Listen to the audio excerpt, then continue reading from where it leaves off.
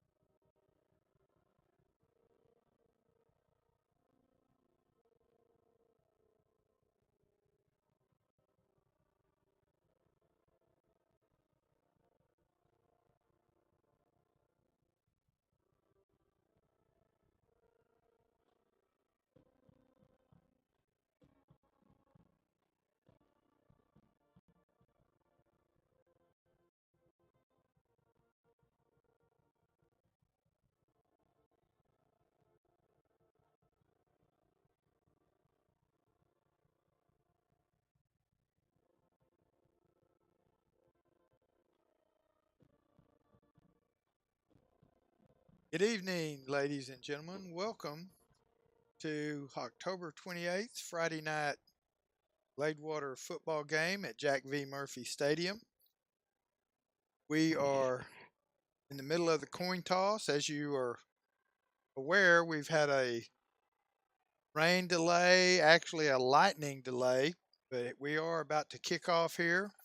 And our visiting team tonight is the Atlanta Rabbits. And so we are actually starting about 55 minutes later than what was scheduled at 7:55 as we get ready to start. And right now, out on the field, um, got the Bears lining up. It looks like to receive ball, and the Atlanta Rabbits line up to kick off.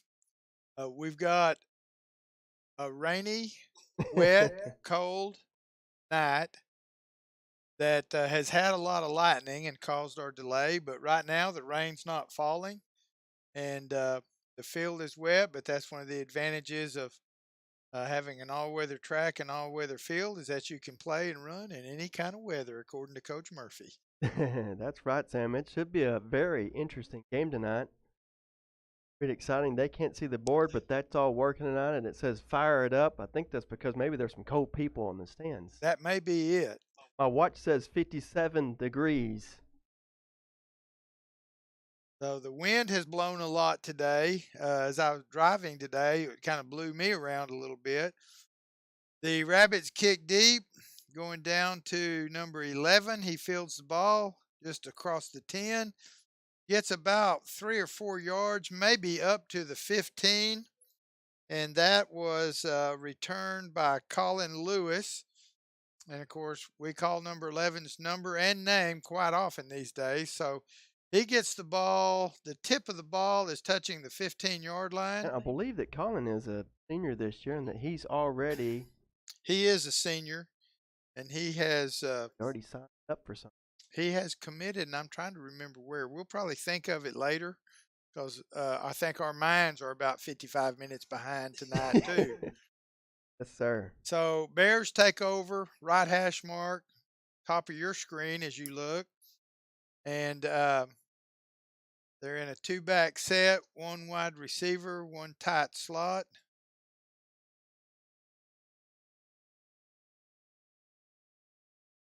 And he throws the ball to Lewis, and Atlanta almost blocked that ball. I didn't get his number, but he jumped pretty high. I thought he maybe had a tip of it. Lewis caught it and gets a gain of 4, so it's going to be 2nd and 6 from the 19-yard line. So Wilson was back deep in the quarterback position with a one setback, and then they had a tight end and a tight slot to the other side. Now we've got just the opposite of the formation, two back set. Lewis in motion. There's the snap. It's the handoff. He's got a little room to run. Yes, sir, Sam. That is Powers. And that is Devontae Powers and has a good run away from the motion back to the weak side and gets the ball all the way out to the 37-yard line. So that's a new set of downs. The chains move. Move those chains, Sam. Move those chains. So Gladewater now has 1st and 10, new set of downs. So changing up their offensive set a little bit this week, Avon. Yeah, Just that was a quick change. in the first uh, few plays, the first series. So Wilson coming to the sidelines now, um, talking to the coach. We've got our window. Blurry 1106. Okay, our window is not fogging up, but we have to look through the window of the I believe he said timeout Bears. where the Atlanta coaches are sitting, and it's a little bit foggy. They've been wiping it off, but uh, so we got a timeout, and that timeout looks like it is going to be charged to the Bears. They have 2 left. Atlanta still has all 3 of theirs, and so the Bears running quarterback deep. He's not been under the center for the snap.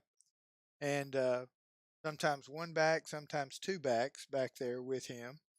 That last hike, Sam, was actually really high. Yeah. Yeah, he had to stretch up pretty. And we had Lewis going in motion behind the backfield. So now we've got same set, same look. He hands it off. He fakes the Oh, handoff. wow.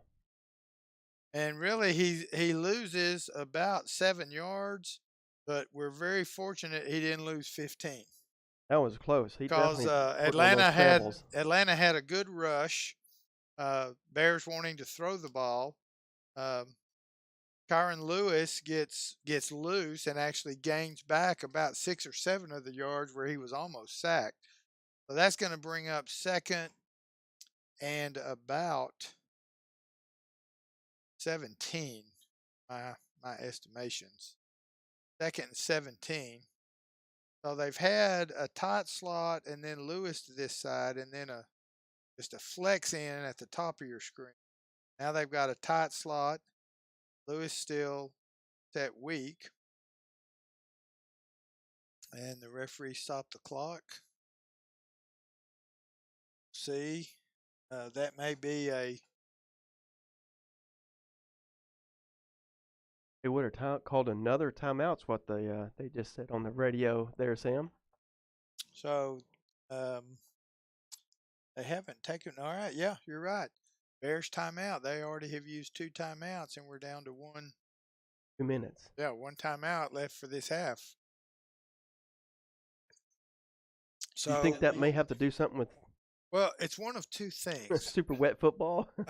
No, they'll keep the ball pretty dry because they'll run it in and out every time. But they will. They either saw something they really didn't like for what they had called, or something they liked and want to call a play to take advantage of that.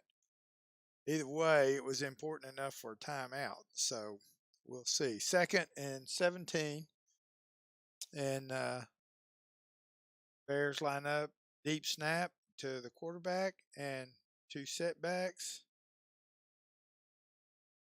And they give the ball to Powers again. Devontae Powers on the same play that he had a good gainer on to get the first down. So that brings up a 3rd down and 17. And now the Bears back in a familiar set. I call it the double wide or the mirror.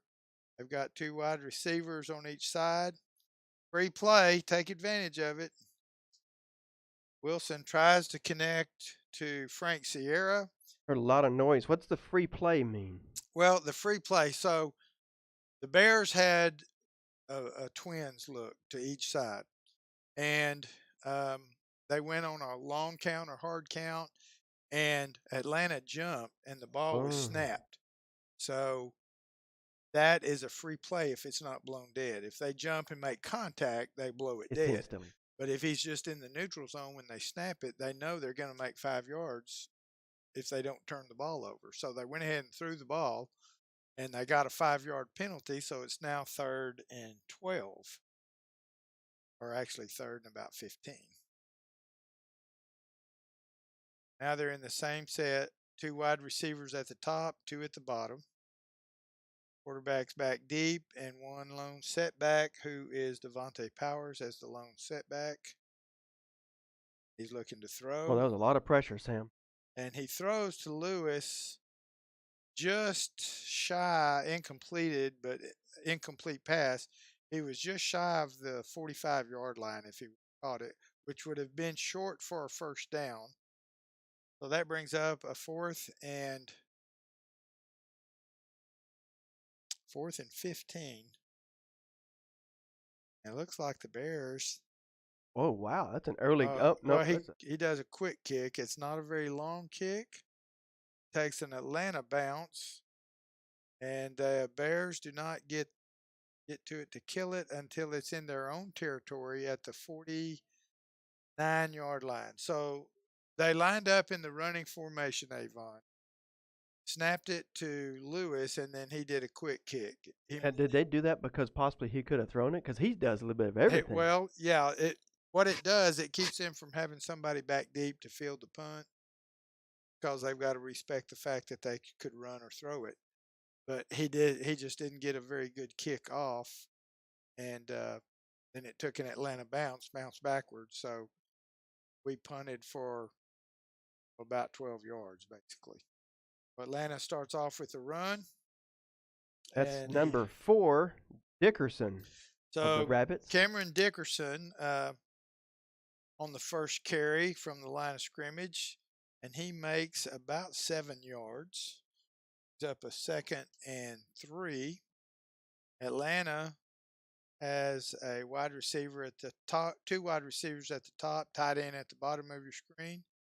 Quarterback's under center with 2 backs, and he hands it to the tailback deep. He's got a lot of room, and he is going to score, and he does. And Yeah, they could not catch. that is number 4, Cameron Dickerson. They ran a little lead out of an offset I, had a halfback up tight like a fullback, and had the tailback deep, and they hand it to Dickerson, and he finds a lot of room in the middle, makes one move to the right, and Gladewater couldn't catch him. So Rabbits take an early lead, 6-0, and the PAT is coming. There's the snap. Kick is up, and it is good. So That was Atlanta number Rabbits, 82 of the kicker, Campos. 8:46 left in this first quarter. The Rabbits take an early lead, 7-0, on a short drive of about, 2 plays? Yeah, that was really well, and they already had the ball on their Yeah. side, so Yeah. they definitely had some things in their favor. So, anyway, Gladewater gets a first down, doesn't convert on the second series. A short punt gives Rabbits the ball on the 49-yard line of the Bears, and then they run a couple plays and score, and now they're kicking off to the Bears again. So wind-wise, they've taken our flag down, and Yeah, I'm looking for it. And I'm looking for little strips on the goalpost there. We can't tell that there's a lot of wind. I do see some rain falling out there now. So it is raining. And there's the kick, and it's to the same side a while ago. That one's going out of bounds at the 15. So that'll bring a flag in, and the Bears may choose to take the penalty and take the ball up further up the field. Is it a set yards, or is it? I think it is. Let's see what they're going to do. So that penalty was the flag landed at the 16-yard line. Let's see where they're going to spot the ball, what Gladewater's going to do. I don't think they're going to ask them to kick it over. I think they're going to take the field position. Sorry, Sam, I'm getting quite a kick out of the room next door. The condensation on the glass is rather funny. I mean, a lot of talk causes that. Yes, what they really need is a squeegee over there. But I don't have one. I did tell them they could go to the. You did. You told them where to go to get down to the end of the press box here and get some paper towels. But so right now, it did get moved up. It looks like the 30. So it's yes, like it a is. set. So if you just say, "Oh, it's not what I wanted," it just moves it directly to the 30. I think so. So now Gladewater's got 2 wide receivers top, a tight slot. They motion Lewis. They're going to hand it to Lewis. It's just a quarterback. No, it failed. Running back. Yeah, just a hiccup. Hiccup. Avon called it. But looks like Gladewater recovered the ball. And you never know if he doesn't put the ball and set it good, or if the running back doesn't have a good pocket. But whatever it is, the end result is the same, and it's that 3 yards lost. That fourth option with the ball on the ground. And we don't like the fourth option. We like any of the other 3, but not the fourth. So Gladewater breaks the huddle again. Got Tyrone Maddox up at the top, wide. I formation, quarterback under the center. And this Oh, Lewis is is making a break. Colin Lewis lined up at tailback, which we've not seen that before. No, I don't believe so. So Because usually it's Powers. They hand it off to Powers, and he powers through the line there. yeah, so Colin Lewis, they were in an I formation with a tight wing on the left at the bottom of your screen, who lines up deeper than the tight end and just behind him, and Tyrone Maddox split wide up at the top. Same formation you see now. Kyron Wilson has gone under center, and now he's handing the ball off. And he hands off to Lewis, and this time he's met for no gain. And it looked like maybe a little blitz by Atlanta. Yeah, that was number 10 and 32 So of Atlanta. 10 is Jamari Howard. 32, see? Is Russell Limbrick, and he is a defensive tackle and a fullback. Which okay, now different formation. 2nd and 12. Wilson under center again. 2-back set, 2 wide receivers. He's looking to throw. Target is Lewis.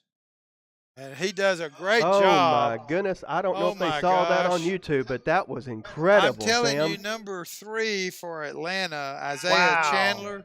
Just incredible. He had Lewis covered and had him in, he wasn't beat. And Lewis went inside of him and up for the ball. And Superman in the air. That was just a heck of a catch. Atlanta, actually, they had their free safety deep too, and Lewis basically just outran him to the end zone. So a great catch by Colin Lewis, but he actually was covered well. It wasn't really a broken coverage. He just made a great move to the ball. That was a good kick, but Sam, they had number 25 with the afterburners on. That almost caught him. Okay, so now with 6 minutes and 48 seconds left, we've got a 7-7 ball game. Gladewater Bears with a pass to the end zone, and the Atlanta Rabbits ran to the end zone. So we're seeing a little bit of diversity on each side. Atlanta did what Gladewater has been known for which is running the ball. So we saw Colin Lewis line up at tailback. We saw him in motion some. And so both teams appear, in spite of the delay, to be ready to play. Gladewater will line up for their kick. Avon, we've seen some onside kicks. Wait, I thought that Atlanta was actually going to pull some of those out of the hat, but pretty sure Gladewater's looking to do so. I believe we got number 5. I'm sorry, number 15, Nando Coronada, and he does an onside kick, and it takes a good hop, but just goes out of bounds. Ooh. On the hop, and it's out of bounds on about the 42, 41. Yeah, he threw some yellow down there. Yeah. I wonder what that's going to be. If the ball goes out without being touched, that's a penalty. Oh, okay, that's the one. And so we'll see where they're going to spot it. Obviously, they've got it without a penalty, but we'll see how much this penalty is.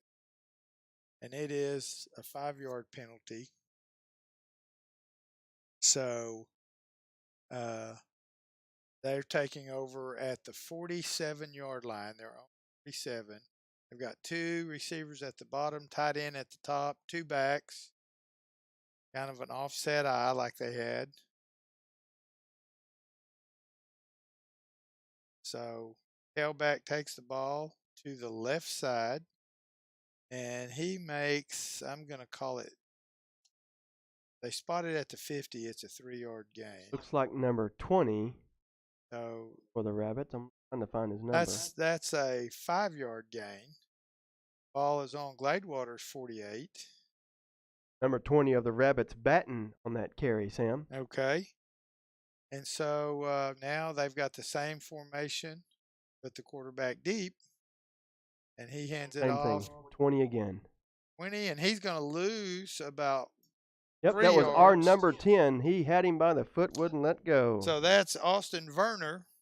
Definitely called his name a few times. We have. So that's a great play for the Bears on 2nd down after a nice gain by the Rabbits on a 1st down.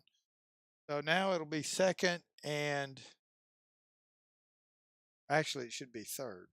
Yeah, Yeah, the they're scoreboard changing it. says 3rd and Yeah. 7. Well, I'm looking over here, and I saw second, and I thought, that's They not have it. right. There he does. He did So pick. 3rd and 7.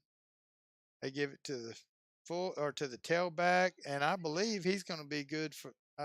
Ooh, that's going to be close. It depends on the spot. He's right at that first down. Yeah, they're giving it to him. All righty. So let's move the chains for the Rabbits. The tailback, he's lined up really deep, but he hits that hole really fast. Boy, he does. He has a full head of steam when he gets there. So uh, now they line up 2 wide receivers at the top. The other back up close on this right side. He's blocking. Like number And here 20 come the again. Bears, yeah. And this time it's about a 3-yard loss. They're going to mark it as a 2-yard loss. So the Bears all over that play, and they got some penetration. I feel like there's honey on that ball because there's bears attacking that thing every time. I tell you what, that's as good an analogy as I've heard. Rain coming down a little harder now. So there's a high snap. And that guy did jump for it. And the Bears had the That's number tailback, 4. had number 4. That's the one that made the touchdown for him before. That's Dickerson. And they had him, and he broke the grass. He did a good job breaking 2 tackles. I don't know how slippery his jersey is, but I bet it's not like that honey on the ball. But they were going after him. So he does gain back the 2 that were lost and 2 more, so that brings up a 3rd and 8. They're on the Bears' 41-yard line. They've got their 2 receivers at the top. They're back to the right. Quarterback's deep this time. So he wants to throw. They're covered. He's going to run. His mind. And he is driven out of bounds at the 35-yard line. And the quarterback is Peyton Harris, number 8, Sam. Yes, and he wanted to throw at the top, and they were covered. He looked to his second read, and then when they were covered, he just scrambled to his right. To 4th down, so now he's going to go for it. Yeah, so it's 4th and 1, and they're on the 33. So, wow, look at that rain. I don't know if y'all can see that. It's kind of, they say coming down in sheets. Well, it just looks like sheets of rain coming down. But it has picked up quite a bit since the game started. I can see the glare and see the water droplets hitting on one of the tables and benches down there. Can't really see it hitting on the track because it's not, or the field. But you can see it on top of these tables, and we can see it through the lights. So, the velocity of the rain is increasing. And I've got my radar here. Yeah, it just gave me a message. Moderate rain starting in 20 minutes. That's about 20 minutes late for us. But let's just see what it says here as far as the coverage, because we were moving into an open area. Go. So now we're kind of covered back into a cell that formed, so we're getting pretty good rain. So the Rabbits are going for it. They've got 2 wideouts, 1 to each side, 2 back. Quarterback under center takes the snap. Different running back this time. 32. That's the person that was at defender earlier. It might have been. Yeah, Limbrick. I think they're going to pull the, what was it, in that one Super Bowl with the Bears? They're going to run the fridge. Oh, yeah. Yep, I called it. Look. Yeah. There he went. He plowed through there. It was 4th and 1, and he got 3. So he got it by a yard, kind of like Cowboys Walt Garrison. But he did run. Avon, who was the guy we had a couple years ago that ran so hard? The Tank. The Tank. Michelle nicknamed him the Tank, and they ran him bad one game. He ran like the Tank. Same formation for the Rabbits. Quarterback takes a snap. He hands it to 20, and he is going to. Yeah, he was tackled by our number 22, Nathan Smith. So he has a gain of 4. That's going to bring us to a 2nd and 6. 2nd and 6 from the Gladewater 26-yard line. So again, wide receivers on each side. The second setback is to our right. Quarterback takes the snap deep. He hands it to 20. He's met by Boy, a lot of Bears. They changed the momentum and drive him back, but they're going to give him forward progress, I think, to the 29. So it's going to be 3rd and 3. 3rd and 3, and the ball is on the 24-yard line. And same running set for Rabbits, but the quarterback now is taking the snap from the center. Gives it. the number deep. 4, Number 4 Dickerson. Wasn't it? Is that is Dickerson? actually, Dickerson. yes, he actually was met in the Wow. backfield Too slippery. and, It's hard and to get a hold of him. stopped, but he took a little slide step to his left and ran for daylight, and he ends up inside the 5-yard line at the 4-yard line. Wow. When he actually, with a wrap up, could have been stopped 4 yards deep in the backfield or 3 yards That's deep. what we needed. So now it's a 1st and goal for the Rabbits on the 4. Now they're in a tight set, everybody in tight. Fullback, tailback, quarterback under the center, probably a lead play, and it is. And they're trying, and they've got number. It was 32 again. That's their their version of the Limbrick. tank. Their version of the tank. And that's Limbrick. Russell Limbrick, number 32. And he's running up. He's running tough in that territory down there. Yes, he is. He gains 2 yards. So it is now 2nd and 2. Does that just become one of those things, just like with the tank, just plow him through there? Yeah, so same formation. And quarterback sneak. He kept it, and I believe he's in. Number 8. Number 8. And that is Harrison. Peyton Harrison with the keeper straight ahead, and he falls in there for the touchdown. That will make it 13 for Atlanta with the PAT coming. Number 9, holding for him, Stacy Darty. And there's the snap. Kick is up. Number 7 almost had him. And it is good. So that was Latrell Henderson. He was running. So another touchdown on the ground. Every one of those plays. He wanted to throw one time, and that ended up with a scramble. And then they put what we'll just call the big back in, and he takes it on down, and then the quarterback scores from 2 yards out on a quarterback sneak. So Bears still on the north end of the field, running right to left on your screen, headed to the south end to get a score. And there is a minute, 38 seconds left. I almost said it's $1.38 left. I'd be in the wrong location if I said that. But 1 minute, 38 seconds left in the first quarter. And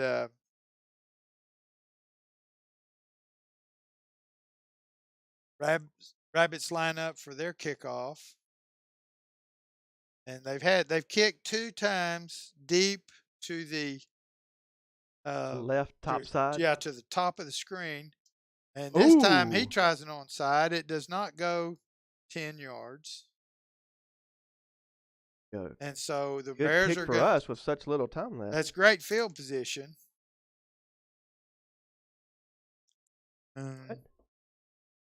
Things. Gonna be a contest.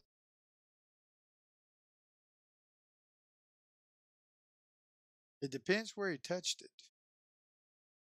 I thought he kicked it from the 45, did he not? Well, they normally kick from the 40. Oh, wow, that was not in our favor that time, That was Sam. not in our favor.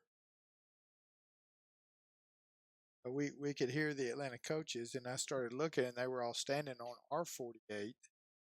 Thought, if that's where he got it, yeah, then a good onside kick. And you know, that's a good time to do it. With a minute 38, you got the lead. Oh, yeah. You know, we're still in the first quarter. Yeah. And so even if you give it to them there, they still have to go over 50 yards, you know, right at 50 yards. They've got number 4 Dickerson in the back. And I'm sure they're going to hand it to him. Sure enough, they do. and he does a great job. I'll tell you Yeah, he what, did not stop. he runs tough, and he's got some spins, and he keeps those legs churning, and he picks up about 12 yards, and he has a first down on the Gladewater 35-yard line, all on the right hash, and I believe they're going to run that till we stop it, Avon. They definitely will, hate, Sam. hate There's to no say that, question. but With the wet, the rain's not as bad now. no, it's let up some. It's still coming down a little, not much at all. So he runs the ball again. They're going to blow that dead. He's still not down, but they did stop his forward progress. And they're going to spot that one at the 29-yard, maybe the 20. See, ball's coming back in. So number 4, Dickerson going out of the game now. 32 coming in. It's going to be Limbrick, number 32. 2nd and 4. So I'm thinking he's going to get the ball and try to make a first down. Expect as well. It's a very callable play. There he goes. So just a simple lead play. Fullback leading up in there, and they finally get him down.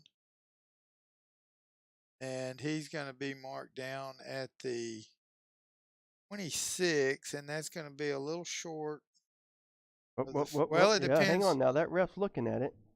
That's going to be a little short for the first down. Guy needs to change that. I think that makes it third down. Right?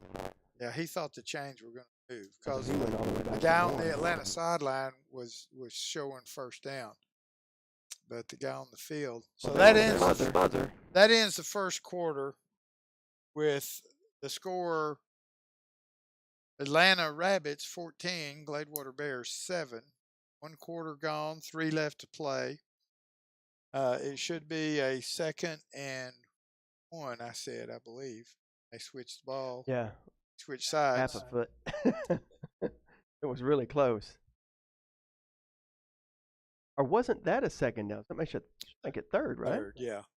Should be 3rd and 1. They need to readjust there. Yeah. 3rd and 1, and it should be, I was thinking, right at the 25-yard line. Yeah, so they got him set up just right. He's going to be 3rd down and 1 to go. So what they've done, they've used Dickerson, number 4, for their big runs, and then they've brought in number 2, I believe, or 32. 32. 32 is their power. I think we got brothers here, or cousins. Oh, I didn't realize 2 that. and 32. Well, I haven't seen 2. I've seen him. 4. I've seen him in the game, but and I've seen 20 run the ball. Yeah, but anyway, so you're the quarterback is number 2. Remember? Okay, I thought their quarterback I thought was a different number. I thought it was Harrison. He's also the one that okay. So this time, quarterback's Harrison. Now they've got it 3rd and 1. 3rd and 1. With Limbrick behind him. We got Russell Limbrick in there. So looks like I would say to the right side. Sure enough, he follows that blocker. In that even that offset eye, instead of everybody lined up behind the quarterback, that close back is off to the right. He still is the blocking back, and about 90% of the time he'll take you to the ball. But they will fake that and have him come back, and they got some plays off of that just for that 10%. You're counting on them running the other way. But whenever you see a power runner in the back like that, it's not all about speed and agility. He's just all about just power, brute force, if you will. Okay, so now they've got 2 backs. Quarterback deep, takes the snap. He's looking to throw. Throws on a little, not a hitch. It's just about a 6-yard stop route, but that was number 9.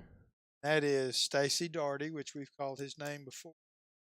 You know what was interesting? Correct me if I'm wrong. It looked like the quarterback is a southpaw, that he's a lefty.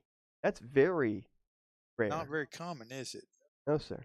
Because I'm left-handed, but I throw right-handed. That's even less common. Wow. So he does hand off the 4. And he did hand Dickerson. off. He handed off with his left hand, but he's met at the line. Actually, may lose a yard. Yeah. Said no gain.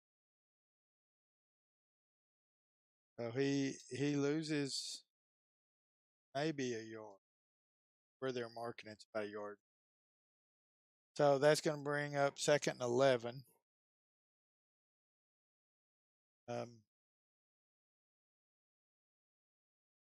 Number 9 lines up deep again. 8 is the quarterback. He's deep, so I would anticipate a pass here. Sure enough, Sam. And he's rolling out. He's going to run it. And he is hit hard at the 7-yard line. That's our number 11, Colin Lewis. Colin Lewis with a good open field tackle. That's a gain of about 5. So it's going to be a 3rd and 5 from the 7-yard line.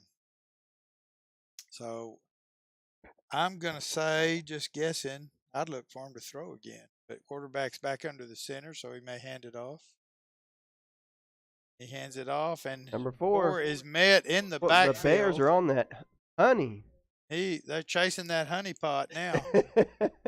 So Dickerson stopped, and for another loss, he loses 4 yards. So it's going to be 4th down. 4th and 9 is what I'm going to call it. And so now, what do? Do you try to get a score? Do you go ahead and try to get? Now, I'm sorry, I like kickers. So for me, Sam, I would say I want 3. Put 3 up. Well, and nothing. They're already up 1 touchdown. So, but that makes it a 2-possession game. So we're down to 9:28 in the 2nd quarter. So we say don't pass up sure points, but even a field goal is not a sure point because you've got to have a good snap, you got to have a good hold and a good kick, and you got to block. Right. So we would tell our but kicker they've already had 2 of those PATs that are good, successful. That's right. So you've got some momentum you're riding, and if you get any kind of points, you get a little more momentum on your side. But if you want to make us have to score 2 touchdowns, I would again. That's just me. I always root for the kicker. I think it's a great opportunity for. So it looks like they're gonna go for it. They got 3 receivers down low. So we're gonna have a deep snap, and that's what he's been throwing out of primarily. So we got a deep snap, 3 receivers left. Oh, it's a high bad snap. He's scrambling now. They're coming for him. Bears better get that honey.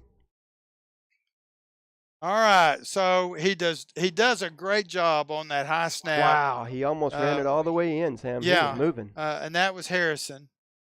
He gets the ball. He scrambles to his left down toward our sideline, outruns a couple of guys, breaks a kind of tackle. But I couldn't get the number because I got a little fog on that window I had to look through. But a good hit by the Bears, and it keeps them from getting a 1st down and from getting a touchdown and not scoring. So the downside, the Bears have the ball. That's a plus.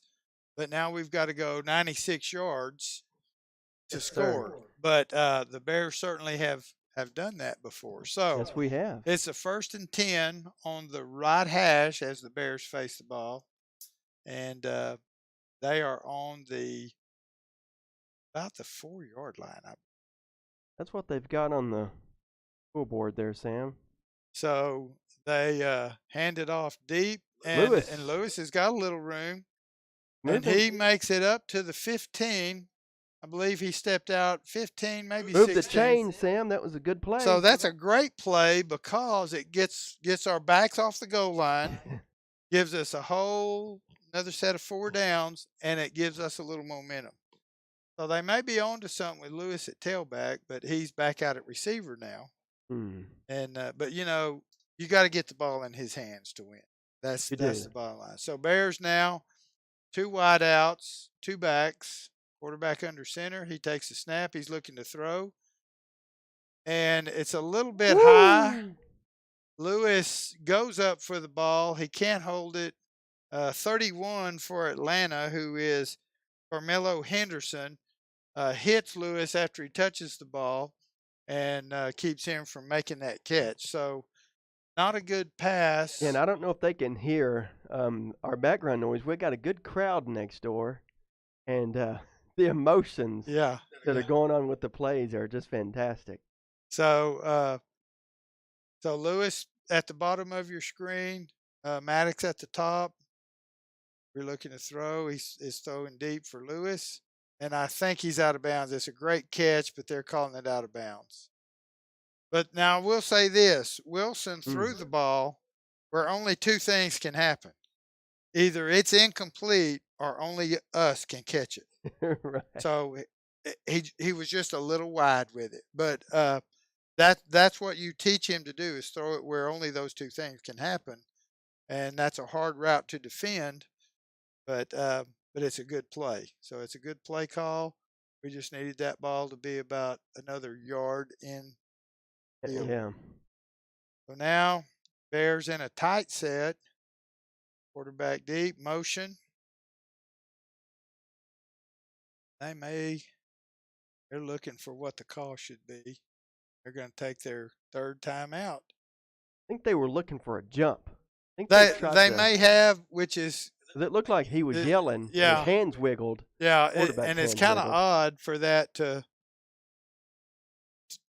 we call it the freeze play, where you try to get him to jump or hard count, and it's kind of odd to see that on a third down.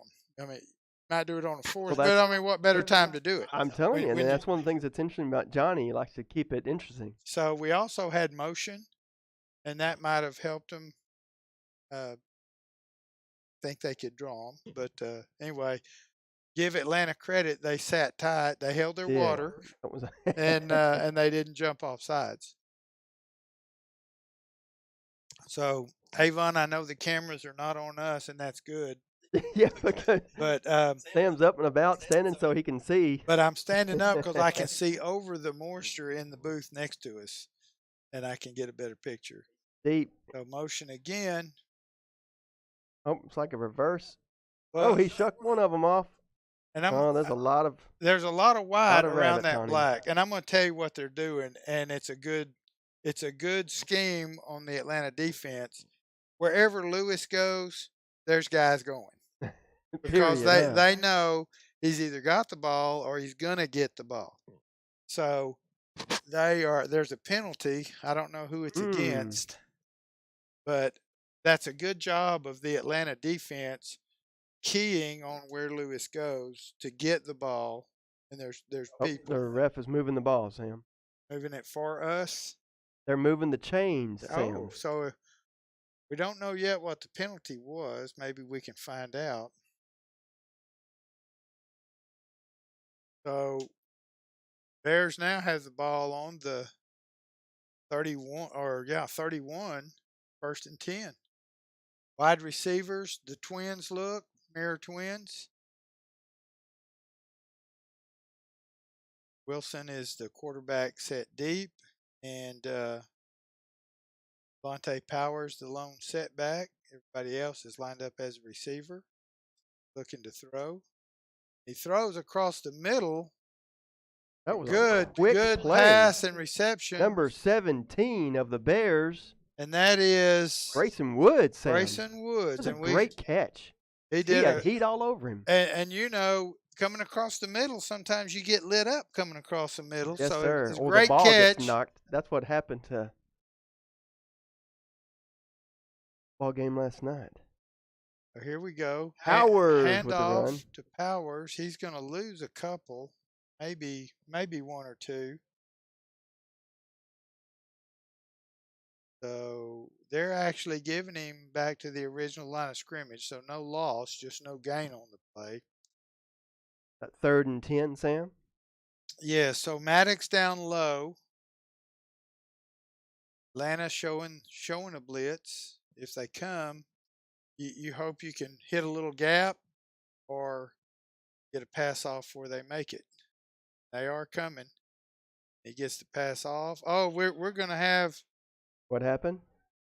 Well, our crowd People a right beside penalty. us. Good heavens. But I saw YouTube, you can go run it back and look yourself.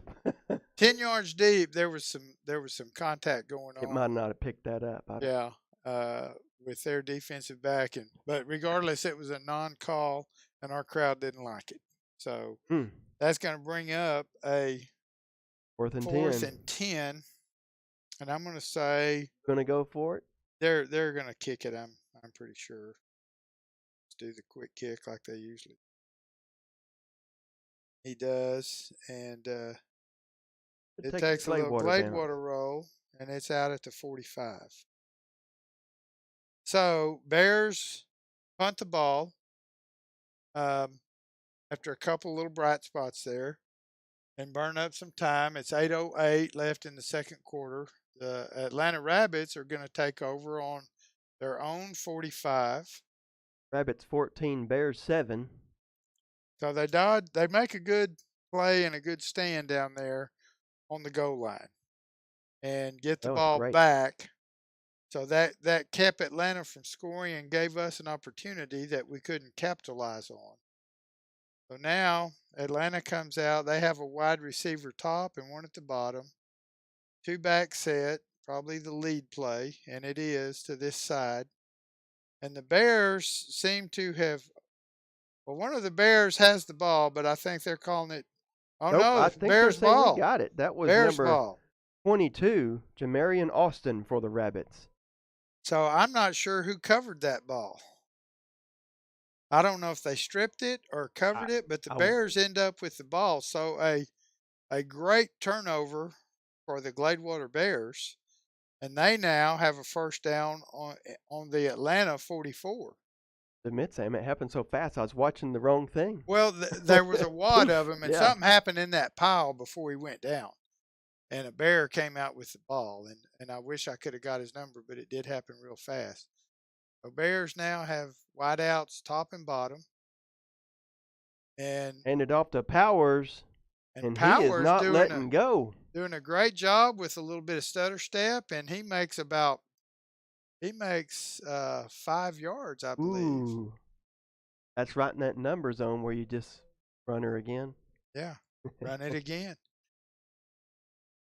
Of course, with our offense, I might want to run it again just to see if we can make if 5 it's sustainable. More. If it's sustainable, or if we ought to try something else a couple times. But that was a good play. Well run, well blocked, and it was tight in there. But he kept his legs moving. Yeah, but he made 5. So same formation, and this time it goes to the fullback. And I like that play because it hits quick. Number 32, Russell Limbrick, who's been carrying the ball some, makes a tackle on that one. And that was our number 28, Sam. Carson Cooper. Okay, so Cooper. I'm reading that right. He's a freshman. I think he made a yard. So the chain is not showing it. It's on the wrong hash. There, he corrected it. So same set. And it might be that free play. Nope.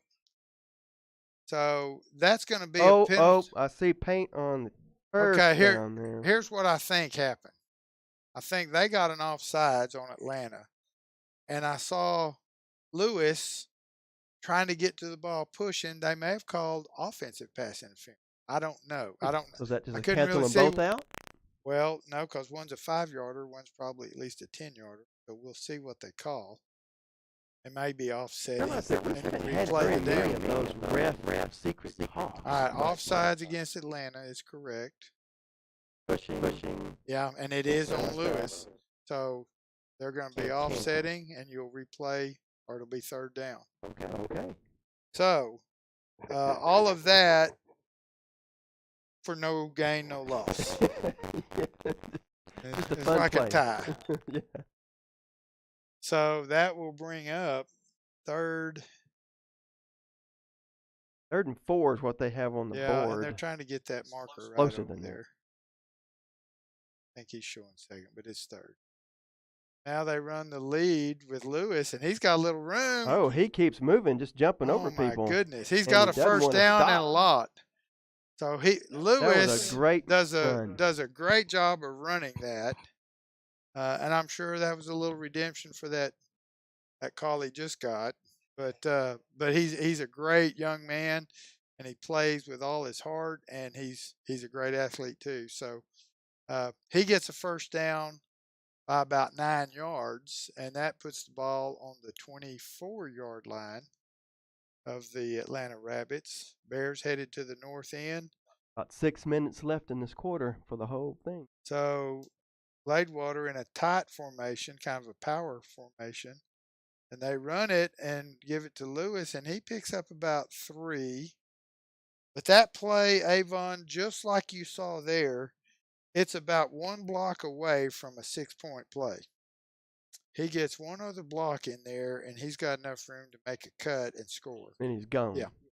So you gain 3, but if you're not watching all of it, you don't realize how good a play that is.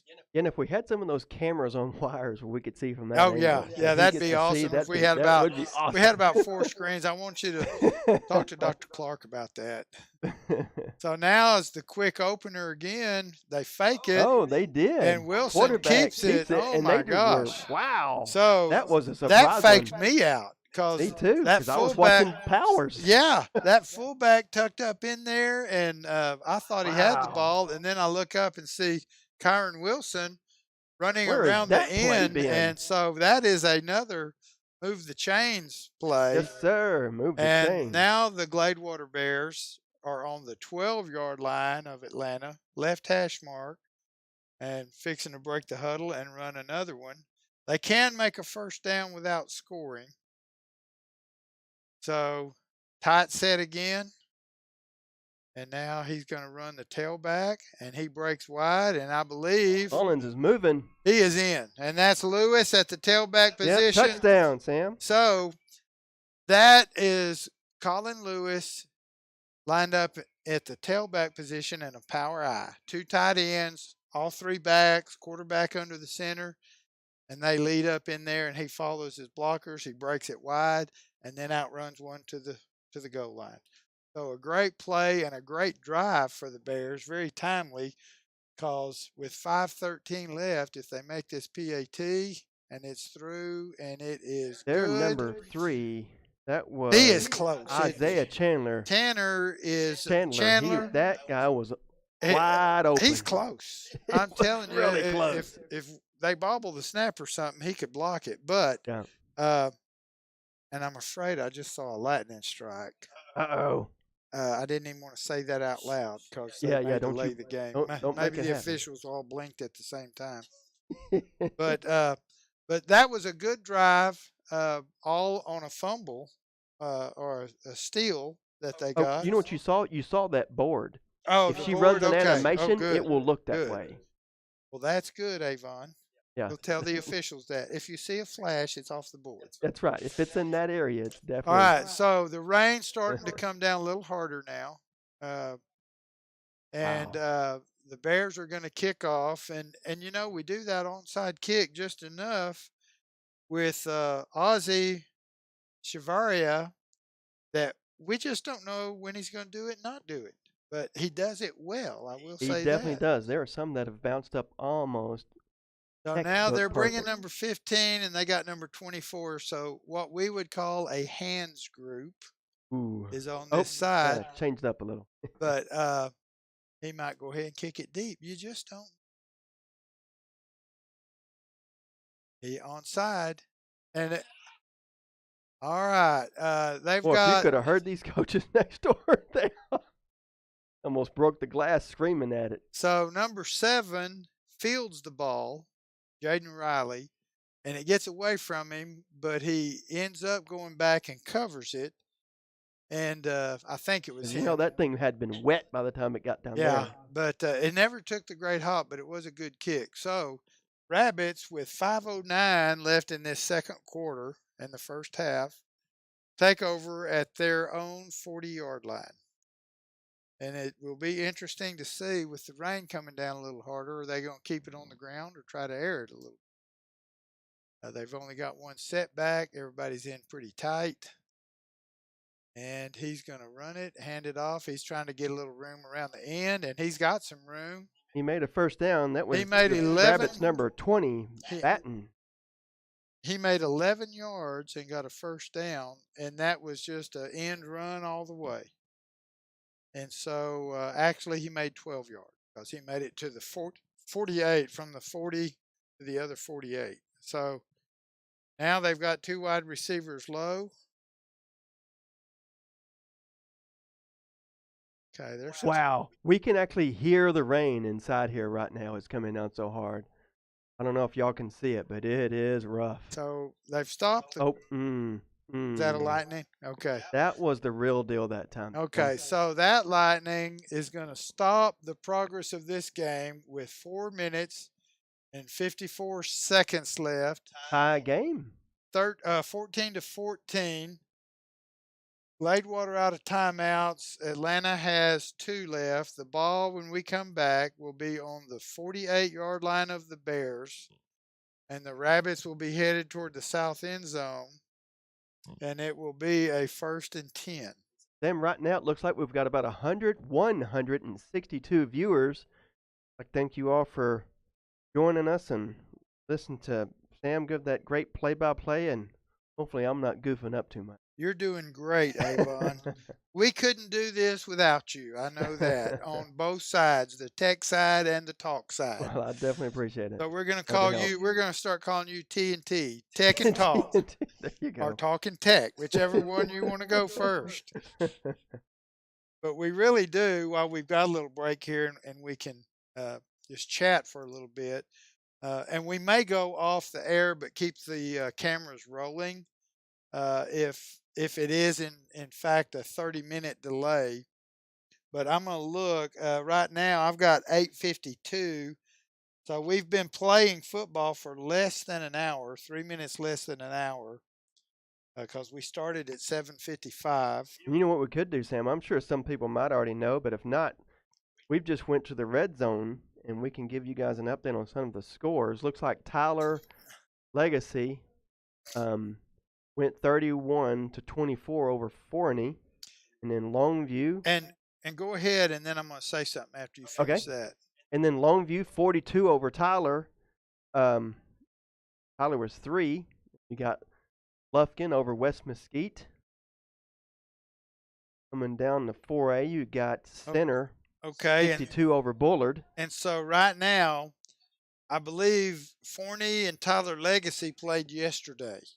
Yes, that's what that shows. Yeah, so those are yesterday's scores. Yeah, these is all yesterday's scores. And that rain now has started coming down even harder. So go ahead, Avon. Oh, hang on. Let me actually put this thing on rain delay so understand what's going on here. We're going to show the rain delay on there again, but we're going to leave it running. And so if we go back to some of the other scores. Next I had on my list was Rusk 48, Brownsboro 23. And then Chapel Hill 48, Athens 28. And you get in ours, you've got Diboll 49, Huntington 0. Orangefield 58, Kirbyville 0. You got Malakoff 55 against Mahia 13. And Malakoff is having a great year this year too, by the way. Coming down to 2A, you've got Beckville 70. Wow, against Carlton 7. Next, you got Joaquin at 50 against West Sabine 20. I'm going to mess this name up. Well, I'm going to let you. You want me to say it for you? Please. It's called Colemanile. Colemanile. Yes. Colemanile 42. Old Zeta 0. Garrison 40, and then against San Augustine 6. Okay, and those were all final scores. So I'm going to pick up here a little bit with Pine Tree and Mount Pleasant. We don't have any score yet, and they're showing first quarter. Same with Nacogdoches Marshall, White House and Texas High. And I'm not going to recall the one already called out that played. They show a lot of games that are suspended. Yeah. I don't know how quick they update this thing, but it does show that there is one that did already finish. That's Quinlan Ford, the 43 over Wills Point. Okay. Now Now, the next one I'm going to call out, a lot of people say it Nevada community, but my mom grew up out in that black dirt country, not far from there. She says Collin County is where she was born, but they say it Nevada. And Nevada. Nevada Community and Maybank are tied at 0 in the first quarter. Um, no score for Henderson Palestine, Lindale Jacksonville. Um, we do have a third quarter score. Did you call Quinlan Ford and Wills Point? Yes, I Okay, did I call thought you that one. did. That was no score for Got our Spring Hill people and up the hill. Gilmer. And they're playing at Gilmer, I think, tonight. That one said Kansas. Oh, did it? Right, And hold they on. may have decided to play tomorrow. Let me go back and turn for it. Carthage is showing to have a lead over Van 7-0. I did see the Carthage buses going down the interstate toward Van when I was driving back to my house today in the rain. Oh, let's see. Announce those. They're all finals. And we don't really have any others. Goosebeck against Eustis, Eustis 18. That was a final. Groesbeck? Groesbeck. What did I say? I thought you said Goosebeck. Goosebeck. But there is an R in there. It's not silent. And we got Omaha Pewitt 68 with a final over Prairieland. Wow. So Hugh Springs tied at 6 in the second quarter. Queen City. At Alto 30 over Cushing. Cushing 6 at the. And they're not showing on the red zone. They're not showing our game. But if anybody with a phone wants to call our game in at the red zone in the second quarter with 4:54 left to play, it is 14-14. And Winsboro, who's been doing really well, their game with Bonham has been postponed.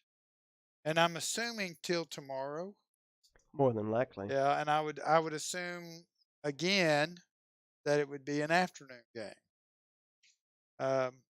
White Oak and Sabine postponed. Tatum and Jefferson. Jefferson showing to have a lead in the second quarter, 10-0. West Rusk and Quitman postponed. And let's see. Carlisle as a final. Did you call that one out in Overton? No, I don't believe that I called that one out. That one was Carlisle 70, Overton 10. You called all those I'm looking at. And the rest are some of the 2As, and I'm not showing any of them in the 1A. Leverage Chapel and Chester tied at 14 in the first quarter. But Union Hill 46 over Savoy. Okay. Savoy 0. And also got Oakwood 58. Does Union Hill, are they? That's 1A. 1A, okay. Okay, so that kind of brings you up to speed. So rather than probably bore you just listening to us talk with nothing going on in front of us, we're going to leave the picture on the field live. And if they take a 30-minute delay with no other lightning strikes, so that's well, we were at I'm thinking we were at about 7:50 when they called it and started in. Got a 15-minute timer that'll get us back here with 5 minutes. Okay, left. So we're gonna just sign off, but we're gonna leave the broadcast live, and when you hear us talking again, you'll know it's almost time to start back up, and we're back. Got it. So hang in there, or if you cut it off, just check back in about 15 minutes, and we should be getting close to ready to go.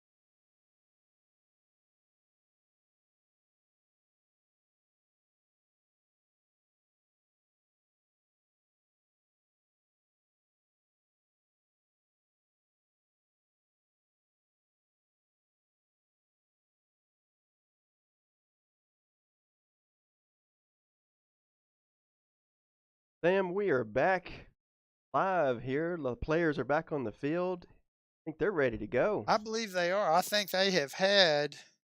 Um, I think they have had plenty of rest and delays to suit them tonight. So anyway, so we're back at 4:53 on the clock. There's the snap and the handoff, and it's a tackled by, I see, number 36 for Gladewater, and that is Tristan Collins with the Called him tackle. tonight, have you? No, I hadn't because I mark him and I didn't have a mark by his name yet. Doesn't mean he hadn't done something. It's just maybe we didn't Might have see. missed him. Yeah. So anyway, that brings up a 2nd and 14. Rabbits back gate, and it's a deep snap, and he's going to throw deep. Coverage there. The pass was intended for number 3 or 5. I can't tell. Following him. In just a moment once it gets sideways. And we had JT Maddox on the coverage and good coverage, so that's an incomplete pass. He won't go sideways. Well, then he can't get his name called on this play. 9. 9, okay. Number 9. So that was Stacy Darty. We have called him out before. So now it's 3rd and 14, and it's another pass. Looking up. Oh. Got those Bears are after that honey. And they run him down right at the 50. So he gains yardage, but it's still short of first down. So it's going to be. He's not even back up to the line of. It's going to be the initial line. 4th and 1. I'm sorry, 4th and 11. And 11. Thank you. Not up to the original 10. Yeah. Are you up top, Sam? All right. So there's trips to the top. Still 2 backs. Quarterback deep. They've got number 75, so it's a punt formation. But who knows? High snap, and it is a fake punt. They're passing, and he is going to make the first down. And I've got to admit, that was an effective play. Well, anytime you see trips out to one side like that, you kind of know something's coming. Right. So that was a Be great gamble.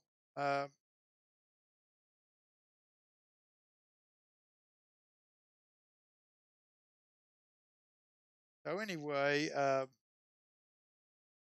they're down now to the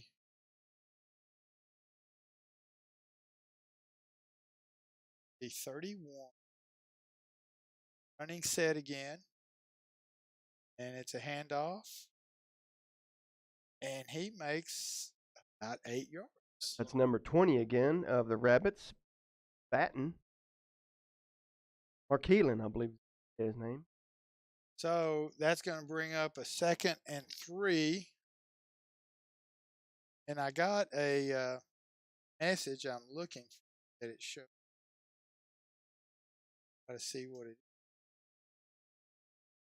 plays. He's running up. That was a great run again by number 20. Batten of the Rabbits.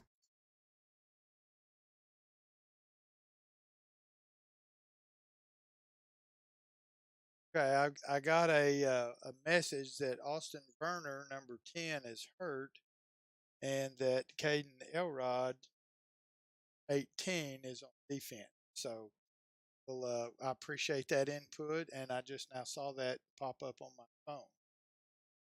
Quarterback under center, hands off to number 20. There are a lot of Bears on that ball this time.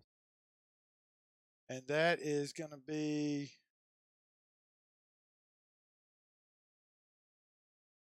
a gain.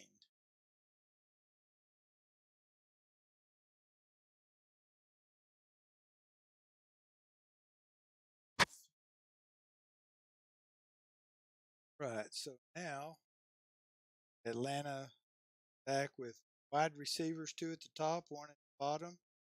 Back. Hands it off to 20. And he hands it off. and he He is broke gonna one. score. He breaks a couple of tackles, and so uh, Batten scores again for the Atlanta Rabbits, brings the score 20-14 with the PAT coming up, and that is with 37. 1:37 left before the half. Now here's my question, Sam, and we talked about this just a minute before you got back on live audio. They're going to have a halftime. Well, They just had a 30-minute break. Problem is whether or not they're going to let the honey bears come out and those types of groups. well, right now, the bands. Um, so 21-14, the PAT was good. A lot of times, the bands, if it is raining, uh, I know their uniforms don't do well with water on them, Or instruments. or their instruments. So, but I just see a little tiny bit maybe falling right now. And So, also the Atlanta's band, I think, opted to stay home. okay. And I did see before the halftime, I thought I saw our band So there they are. They're coming back on the track coming right now. out on the field, but it looks like they're coming back now. So, Honey Bears, okay. So we'll just stay tuned to see, and we'll let y'all know. But y'all will know anyway, just because even if we As soon as we don't find talk out, you through will. it, the video will still be live streamed, and you will be able to see that. So Atlanta now set to kick off, and we're at 1:37, and it is not a deep kick, lands at the 22. It's picked up and fielded by Colin Lewis. He makes it back to the 20 and is tackled on a shoestring tackle. And I couldn't see who did that. So anyway, the Bears will take over on the 20. Their left hash be the top of your screen. Watch, see what they have in mind this particular series.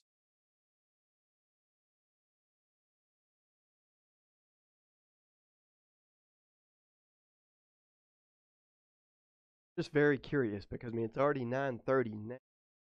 Since they started the games at UIL, changed them district games to start at 7. Didn't really get underway till about 8. It was 7:55 when we kicked off.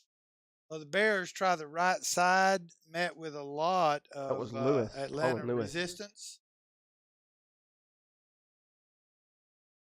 And so, They said number 10 made yeah, that. Jamari Howard makes a stop. It's for about a 3-yard loss, maybe 4.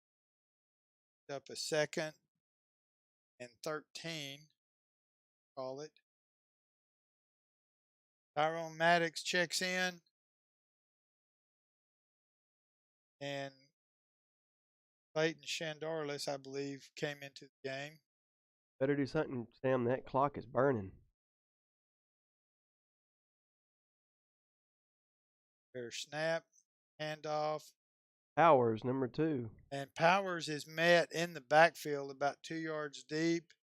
And I believe he makes it back to the line of scrimmage. 44.7 seconds left. So it's still going to be it's going to be a 3rd and 13 now. So no gain on the play. I believe Atlanta takes timeout. The Bears have been out since I think like the first 9 quarter. minutes. Yeah. No, they had one left. Okay, The that's second right. that they burned it, there was about 9 minutes. I do find it interesting. Why wouldn't the Rabbits just go, let this clock burn out? Well, That's my to our thinking favor. Yeah, my thinking would be this: they could get the ball back theoretically if they had something they're trying to stop, and if we don't get a good kick, they wouldn't have far to go. So they may be looking for one shot at getting another one in the end zone before the halftime. Yeah, I do see the Gladewater band back out on the field. They've got their looks like street clothes and ponchos over them with a hood and getting ready to march. So Colin Lewis on that carry. No, that was number 0. Oh, that would be Tyrone Maddox then.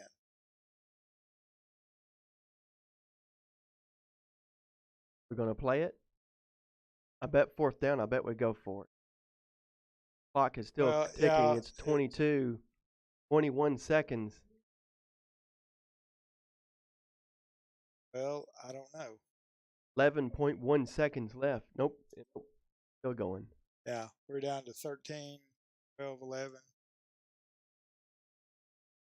They're going to let it run out. You've done that, or you'd have thrown it on them. Well, I don't know. Down there close, if throw it and they intercept it. Down 2 if it's a pick 6. Well, I hope everybody is up late. Look, it's almost past 9:30. Shows again we got 160-ish viewers. I believe they're going to do some halftime stuff. They're going to do something. But the players, look at that. The players, interesting. We're just wondering. Of course, this is a different scenario. But we're wondering if they're going to go in or if they're going to. Our players are staying on the field. Yeah, well, and the Atlanta players are over around the goal line in the end zone over on their side of the field. And then the Bears are kind of on their end of the end zone by the halftime house. They haven't ventured off the field yet. So maybe if just one band is going to march, maybe they're going to give 10 or 12 minutes for them to march and then start play again. It makes sense that to me. is certainly a scenario that could be explored, these different circumstances. It's not like we really have much experience. Well, I was just about to ask that. You've been in a lot of different games. Now, up here we haven't seen this, but throughout your career, different high schools and coaching and seeing a lot of high school football games, have you had this happen where you got the game going, but then you stopped it? We've had delays before, but back then we didn't all have the lightning meters like they do now. And so if it was just bad, we just waited, and then they started coming out with those. The one that stands out in my mind in particular was against Spring Hill one year, and we all over East Texas there were games canceled that night, and we ended up during the Spring Hill game. It got called because when it started raining and lightning, I mean, it was going to do it for hours. So we came home, we washed all the uniforms, got everything going, brought the guys back, and we met the next Saturday and continued from that point in the game and finished the game on Saturday afternoon. A week later. No, it was a day later. Okay, the very next So on a Saturday, we went back, finished the game. And that was when Chad was a senior, I think. That would have been in the fall of 1994 that we did that. But there were games finishing up on Saturday all over East Texas. We were just one school of many that had to do that that particular day. So the band and the Honey Bears are taking the field. Atlanta. If you look at the other side, it looks like they're about to start the game. Yeah, they're going to make our some guys noise are and still run in the end zone. The Atlanta guys, I think maybe one or two of them went to the dressing room just maybe to take care of business, and then the rest of them are kind of milling around over on their sideline. Our guys are coming out. It looks like they're just going to do a run through for them. Yes, they are. So because I don't know if we mentioned this. This is senior night. Yeah. You guys did not get to see that because if you came here in person, you'd have seen that in the gym. Yeah, they moved it. Coach Levere moved it to the gym at about 6:15, I think, just because of the weather. So if you know a senior on the team, just congratulate them for their hard work and all the time and effort they've devoted to being a Bear Gladewater High School athlete. And we're glad we got some of those seniors, I can tell you. So it looks like we're going to go right into the second half. Uh, so the band's appearance was the run-through line, and they beat the Hey, that's drums better and than played some nothing. music. So This is their last technically, home they game. did make an appearance, Yes. and they are. I might mention our band got #1 ratings again in the UIL marching contest, and I think remember I want to say it's like 31, 33 years they've had that. So just Oh. a major milestone in uh, the tradition and the character and the band through. Uh, an interesting note, Mitchell Smith still works with the band as Yes, he kind of does. a retiree hire, and so they are, and I think one of his boys is the director. Correct, So Jeff. yes, and so here's another onside kick, and it takes a Gladewater hop, but nobody can get there fast enough. Ball. You notice this time our guys were wide open. Oh, They were they not going were. to let that They happen. were not going to let it get taken from them again. And this one was a little deeper, so it's at the 44-yard line. But anyway, so Atlanta will be taking over their yard line at the um, left hash as they head out.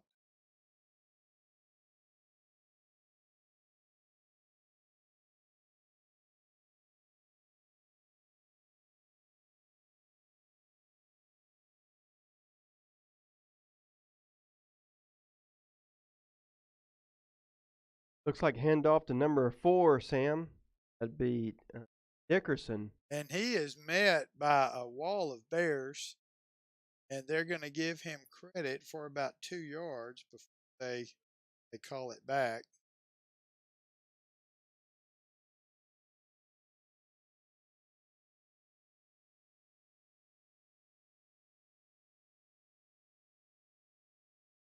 So Rabbits on the ball. They've got 2 wide receivers top, 2 back set, and they want to We throw the quickly little tosses it hitch. to number 7. He gets a block and makes it up just across midfield to the Yeah, Bear. that was our number 36. Tristan Collins wouldn't let him go forward. Had him wrapped up very tight. Great job. That was 7 of theirs. Jaden Riley of the Rabbits. Yes, so that little hitch route's good for about 5 or 6 yards. Up a 3rd and 3. Bear 49-yard line. They're number 32. So double wide outs, one Limbrick. top to the bottom of your Oh, tailback gets the this ball time it off, was number off 20. right tackle, and he's going to just bull his way past the first down marker. That was Batten. And, Number 20. And he ran hard that time and had a few blocks. So, first down, set of downs for the Rabbits. They are on the 43-yard line of the Bears. Got a little drive going. 7 at the bottom of your screen, Jaden Riley. Also, 32 at the bottom. We haven't seen him split out but once or twice. Now we're looking to throw to the opposite side. It's just a hitch route. That was number 9. A curl route. Stacey Darty of the Rabbits. And he makes a good catch and is brought down pretty quick. And that looks like another first down for them. That's going to be. Not, it's close. Chains. Oh, now they are. Yeah. Okay. I was going to say he made it. I don't know why they're not moving. So now that little offset eye. It's the lead to that and right off the 20 side. again. No, they fairly well stopped the lead, but when they bounce it off tackle, it's a little bit more successful now. So number 20, the ball carrier that time Yes, sir. well. So again, Batten, ball carrier, and that's going to bring up a 2nd and 9. Ball is on the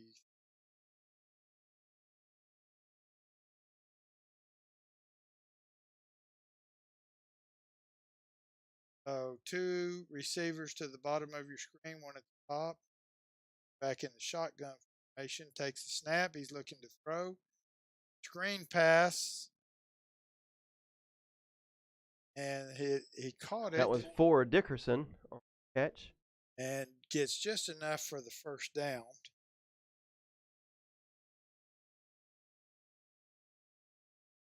So Bears actually giving up some yards here at this point, but no big plays like they had early in the game. So we're down to 9:25 in the third.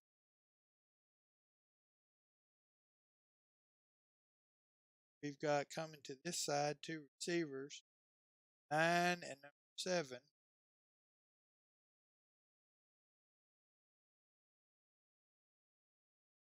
Goes. Back to number 20 again, Sam. Verify that. And they run the counter this time. Fullback went to the left, tailback went to the right. That was our number 5, Frank Sierra, tackle. And Frank makes a good tackle, a good stop. So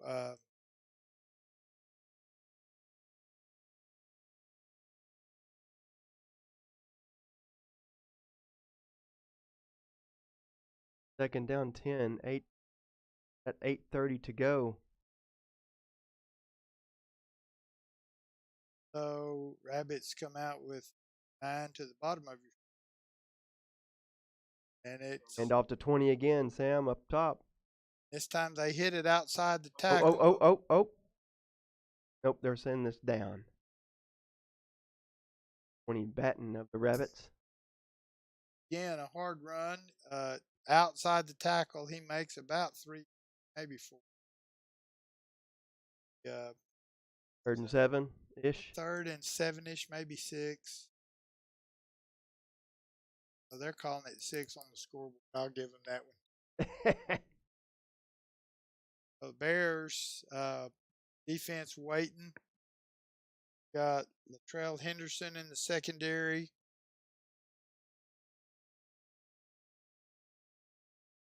This back to our sideline. Well, there's a The high snap. handoff, The high 20 up the snap, center. yeah. And he's going to walk that in. Yes, Tackled he right did. at the goal line. There's a flag down, and I'm not sure who that one's on because I was watching I was too. I was watching the ball carrier. and it was behind him. And that's not usually good when it's for the offense when it's behind them. Let's see who they're talking to. It's gonna be.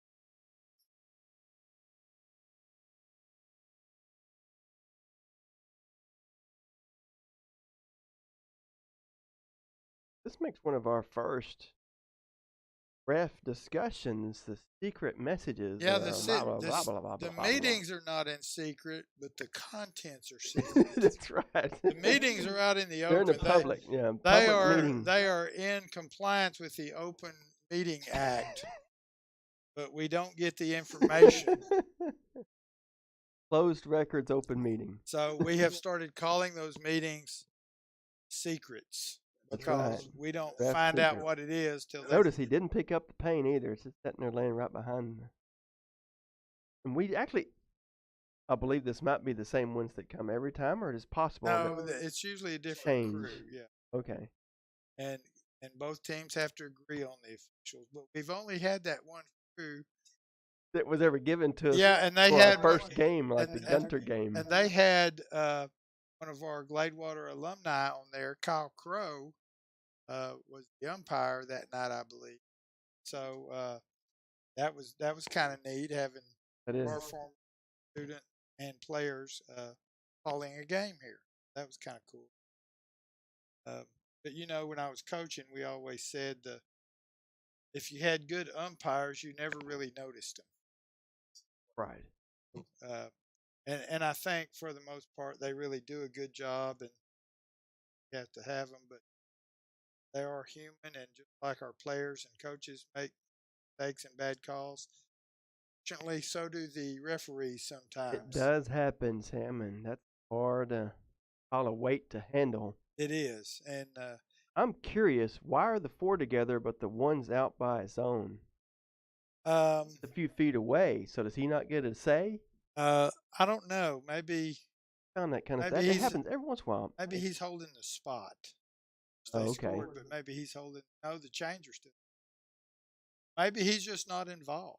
Maybe he's the one that threw it, and they need the other guys to decide. Well, what did you? Well, he doesn't get to give his opinion. He said, "This is what I saw. What everybody else said." I don't know. Once again, it's secrets.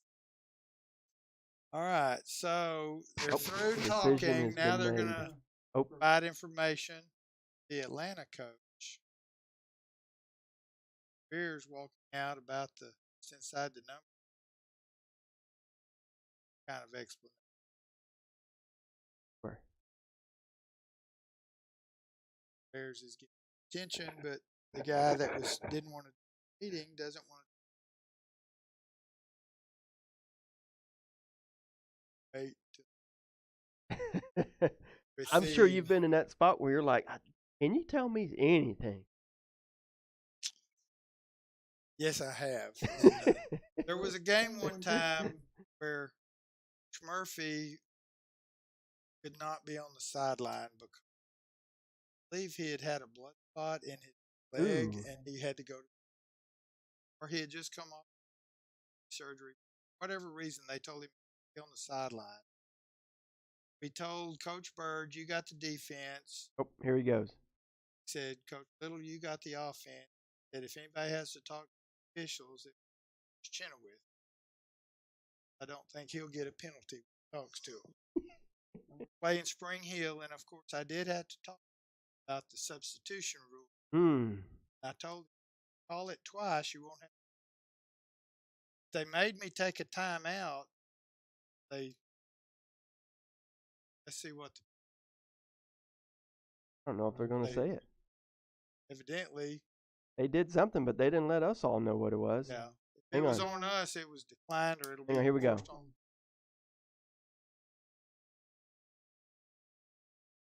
face mask defense.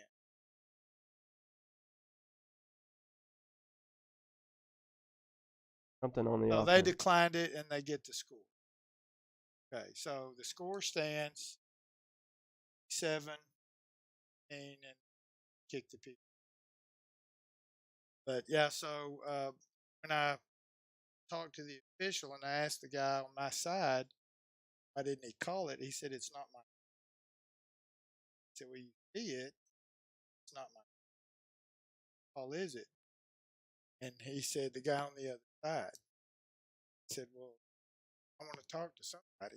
So he said, well, it cost you a timeout. I said, well, get him over here. Make So, it happen. so we talked.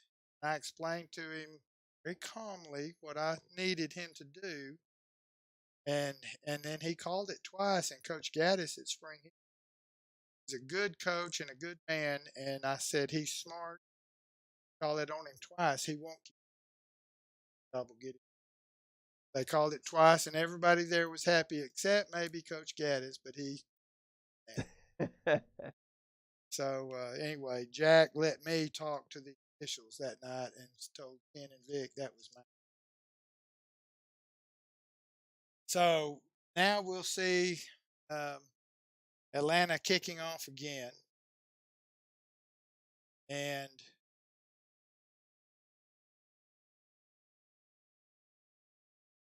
like kicks, I think he kick it deep.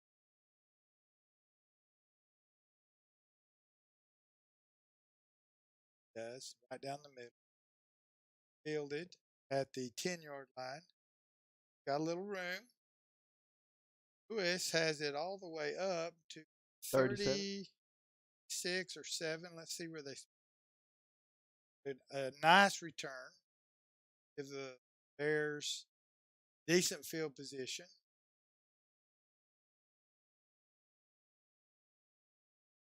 You know, Sam, that rain, I don't know if they can tell on YouTube. It definitely does not look like it's let up much. What is that The now? rain, I mean, Oh yeah, it's still coming it's still down. we can see it on the table, but it really it just looks like a fine mist out there under the lights. You have to look up just below the lights. Gets down to the field, we really can't see. Yeah, the lights. Yeah. So Bears take over. It's like this is at tailback. It's in the power I with a split end to the top. Give it to the option game. Little option game here. And they fake it to the fullback, run some option out of the eye, pitch it to Lewis, and he gets a maybe 5 yard. It's a 5 yard gain. So 2nd and 5. And you know, it's interesting, the rabbit that took him down was Batten, their running back. Now Wilson comes.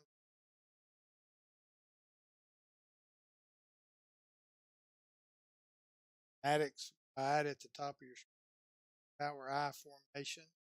Get to the right. They run lead.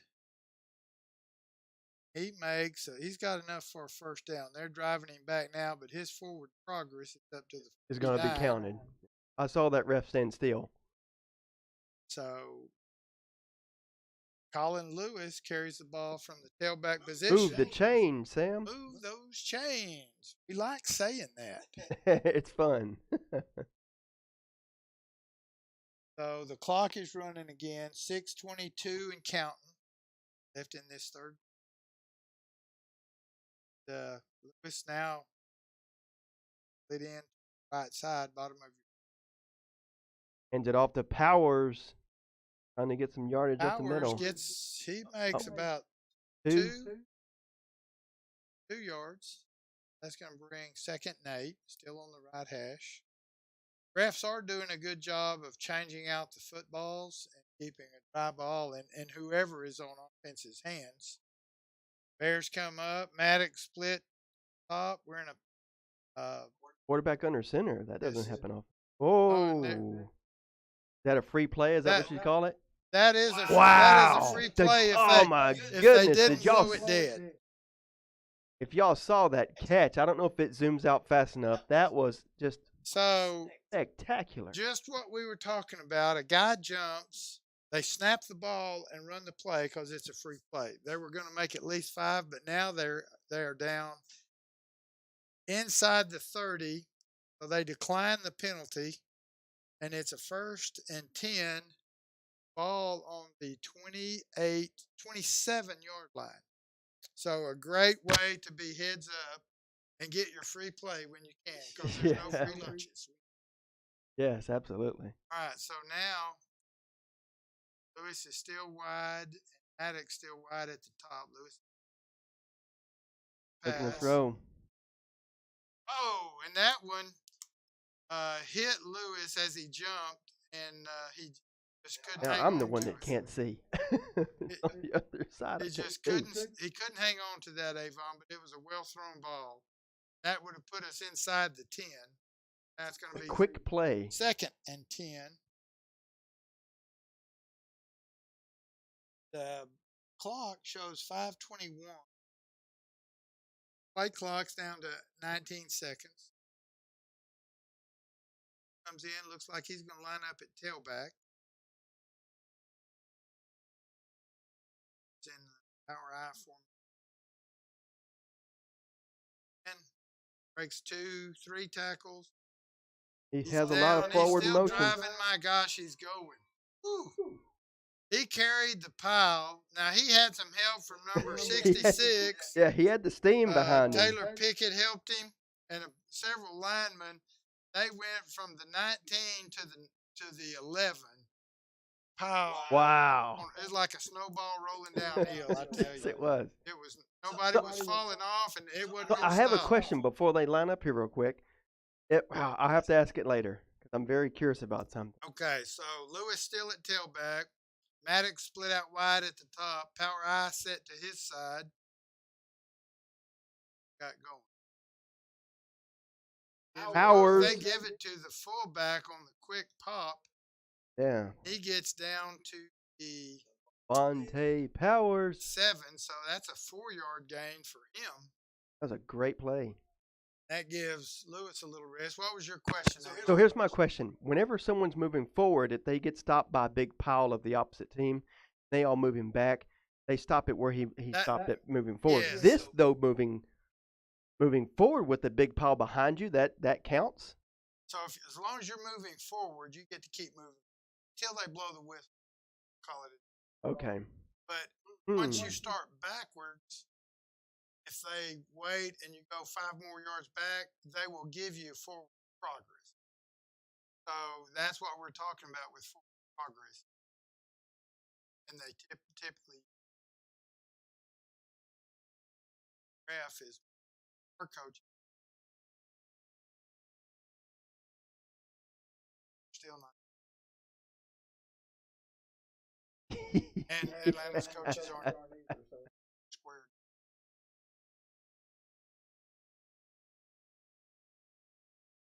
Oh, and it's a bootleg. Oh, he's keeping it. He's keeping it. And He's moving. Wilson is down inside the 5. Wow. So great call on the So Bears. close to a yards. first down. They fake the. About on the 4. Yeah, they're inside the 5. They're on the 4. It's going to be 4th and like nothing. But it's a 4th. I think. down. So this would be a good time for it. So Bears now on the 4-yard line. They need to get just inside the 2-yard line to get a first. And of course, they need to get 6. We'll see what they call and how that works out. I think the Rabbits thought they had the tailback stop. They did. That kept it and opposite like on a bootleg. Almost beat them to the not quite enough. So it's 4th. 3.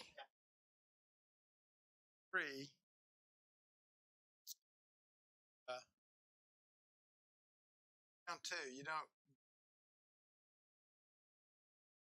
touchdown. So this is probably the biggest play of the night so far. Bears, just to stay in the ball game. This 3rd quarter. High formation. And Lewis He's going to make it. is He in. made it. That is a touchdown, Sam. Lewis runs from the tailback position and gets the score. So that makes it 28-20 with the PAT to follow. No one has tried to our game. Why?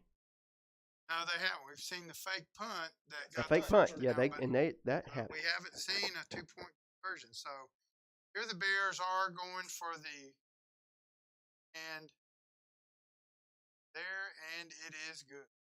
So Wow, those guys were so close to being on top They're of him. close every time. So that brings us with 2 minutes and 58 seconds left in the 3rd quarter. Bears still have 3 timeouts. Yes, and Atlanta has 2 timeouts for the. It brings us to a 7-point ball game. 28 for the Rabbits, 21 for the Bears, and we're really getting to see a good game tonight in spite of the bad weather that we've been a part of all day, actually.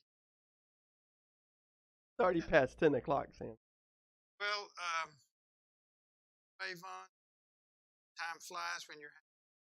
That's true. It does seem like a long game, but not because they've played any longer than normal, because been here.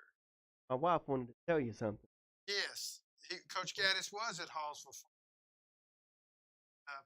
He lives, I think, up in somewhere now. Oh, wow. He left the great state? Yeah, but I think his parents were up there. Oh, and his dad okay. was in the school as well. But I was getting, there was a snare down there trying to trap. Oh, that's my power cable. Power cord. So they kick deeper this time, and number 8, who is Peyton Harrison, Rabbits, calls the fair catch. I believe Their quarterback. he's just inside in the 34. Yeah, I was going to say just inside the 35.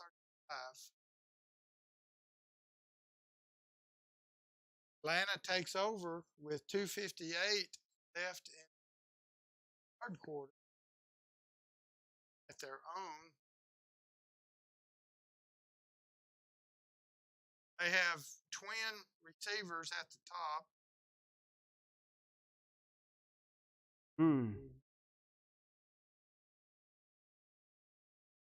And off to 20. Going up top, that was a move they did earlier. Oh, just like I told y'all earlier, when they just run for the end and just run a sweep, he's dangerous.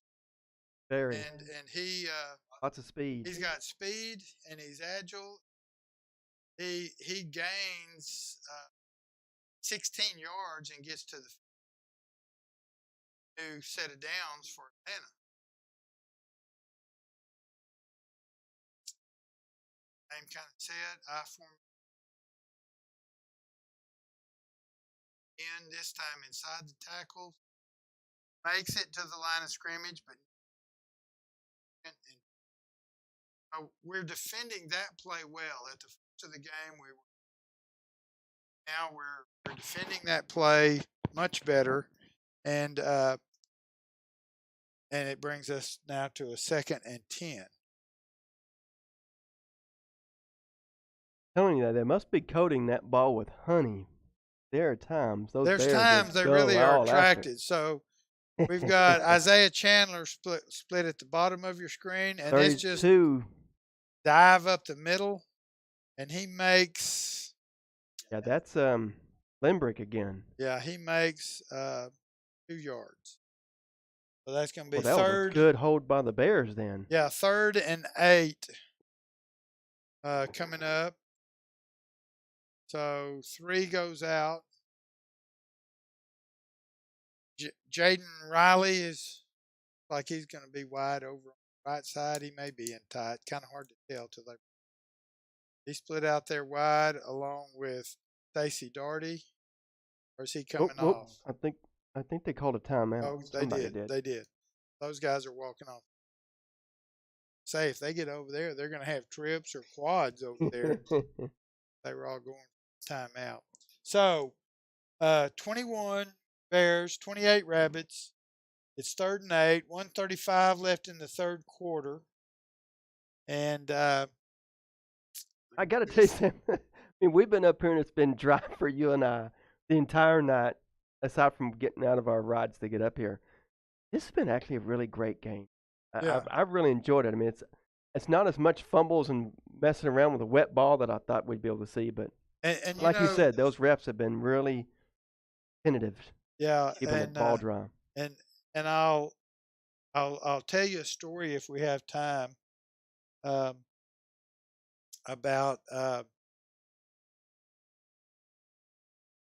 some stuff, a product they had called Dry Ball that was used to keep the football dry. But I'll wait till we have like Rain-X or something, or Fog-X? Similar, but it was a granular powder. But yeah, it did the same thing. Oh, he's throwing it. He's looking deep. And that is incomplete, but it's going to be a penalty. And the flag is laying on the 15-yard line.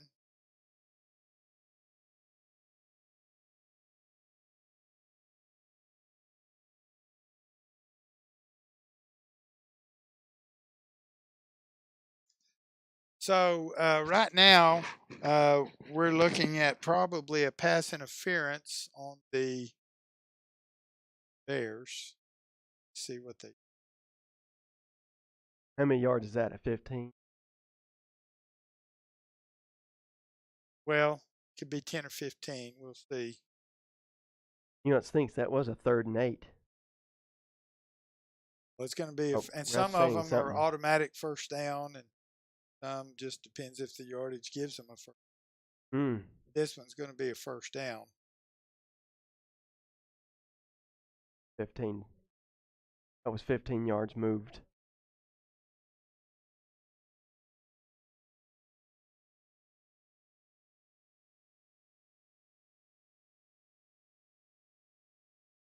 All right, so new set of downs, 128. Ball is on the 33, 34-yard line. Number 4, Dickerson's in the back. Handed it to Dickerson. He's going He's around going the to go bottom, wide, and he's but he's got met. all kinds of bears all over him. I don't know if he gained anything, did he? I'm thinking maybe one or two. Like they're going to spot it on the 31.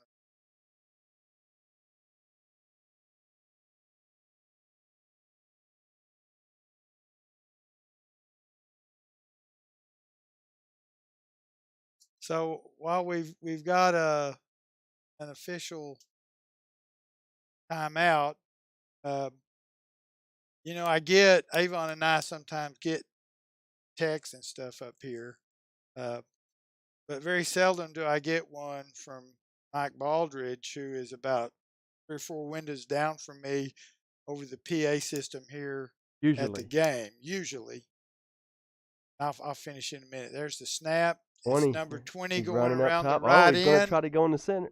And we've got a flag down. This one may go against the Rabbits here, but he gained maybe another yard or two, maybe 3 yards, but we'll see what the flag is.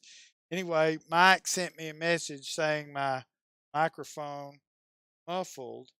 It was low. It was on the side, Mike. I was looking at Sam going, hey, I was trying to give him hand signals. And so then we fixed it. But he sends me both texts. He said, it's muffled. Then you fixed it. So I sent him back and said, thanks. And he said, I want a shout out. So Mike Baldridge, you get a shout out for helping in our booth from your booth through electronic messaging. How about that? Mike has done a jillion games, even when we used to do it on the computer and play it on Mondays. So we go back a long ways. He's a good guy, and we're glad Gladewater has him to help out with our home games. Oh, he's running with it. He wanted to pass. He's running again, which he has done. And again, he does not make it back to the original line of scrimmage. So it's still going to be. That Bear defense has really stepped up. They have. And,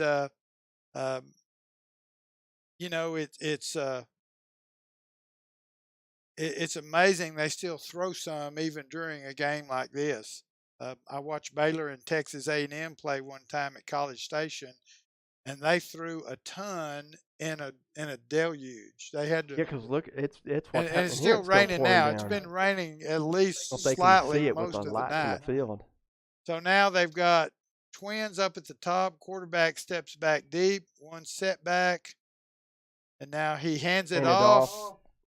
And I tell you, number 20, just watching him from this angle, he's got great eyes and lateral movement because he can see those guys to the side, and it's just a little shuffle step, but he never quits moving forward. So he's very nimble. I'm really impressed with his ability to run the football and see where the defense is. So again, we're going to root for the Bears, but we always like to point out who's doing a good job no matter what color their jersey is. He's doing a great job tonight, too. Bears get a holding call. That's going to move the chains again and give Atlanta another first down, which is not good for the Bear defense. Oh, because that would have been a 4th down. Okay, everybody yelled at that one. We just saw another lightning strike, and the official will say run the clock and end the third quarter. Then they may take a break. Now we hear the thunder. So that one was at least a mile or two away because of the time it took the thunder to come. So the fourth quarter is going to begin. The third quarter's over. So 21-28, the Atlanta Rabbits have a first down on the 15-yard line, and we'll swap ends of the field. So Atlanta will now be trying to score. Now wait, we saw thunder. I thought we have to go in for 30. Is that not the case now? Maybe they all blinked at the same time and didn't see that line. And they didn't hear the big boom. They thought that thunder was the drum in the band. I don't know, Avon. Okay. You know, Boy, that rain looks worse now. in this day and time, Holy sometimes there's not a heavens. lot of consistency in some of the things we as people deal with. But that's Very a whole true. nother discussion for another time. So while they're setting this up, I'm going to tell you the story about the dry ball with Coach Little. And so we had this stuff called dry ball, and it was made for use on rainy nights. And it was when this was, I don't know, back 30 minutes, Sam. yeah, they're going to delay us for 30 minutes. So I've got time to tell the whole story. You do. I want to hear No, it. it's not a 30-minute story. But so anyway, we all had certain jobs to do before the game, and we saw this product advertised at coaching school, and they advertised it. They had some big galvanized tubs of water, and they had basketballs, footballs, volleyballs, soccer balls, softballs, baseballs, every kind of ball floating in this big vat, this big wash tub. And they would get one out and they'd put it in a 5-gallon bucket that was probably had a third of the way full with this granular white granular stuff, and it was called dry ball, DRI, dry ball. And they'd put a lid on it and just shake it for about 10 seconds. And at the end of that, they'd take the lid off and get the ball and wipe the granular stuff off and hand it to you, and it was dry. That quick. That quick. And when the granular stuff, That was actually just kitty litter. it was pure white, but it's just granular. So whenever it would absorb a certain amount of water, it would turn blue, and you took it out and changed it. Gotcha. So we bought some of it, and that season was kind of wet. Like this year, this is the first wet game we've had. Right. Yeah. So we used it several times, and this was probably the 7th game of the season. And so, and it doesn't look like it's going to rain that night, but we've got the dry ball on the sideline. Well, one of Coach Little's jobs was to inflate the footballs to the correct pressure, and then give the game balls to the officials out on the field when they're kind of walking around, before we come out to warm up. And then one of my jobs was to set towels up, and Coach Bird had headsets, and we all had our own deal. So I walked by after setting the dry ball deal up where we could get to it if we needed it, and the official had the footballs from Coach Little, and he had walked off, and the guy says, "What is this?"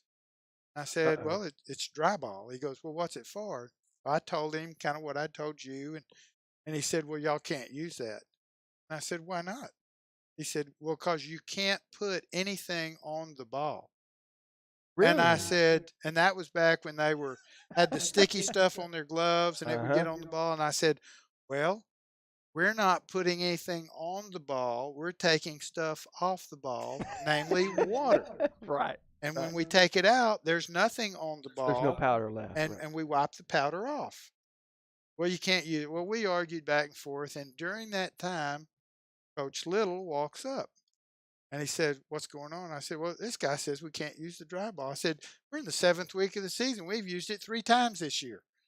And so Coach Little, he really didn't waste any time in getting to the point. He said, "Well, what rules do we play by?"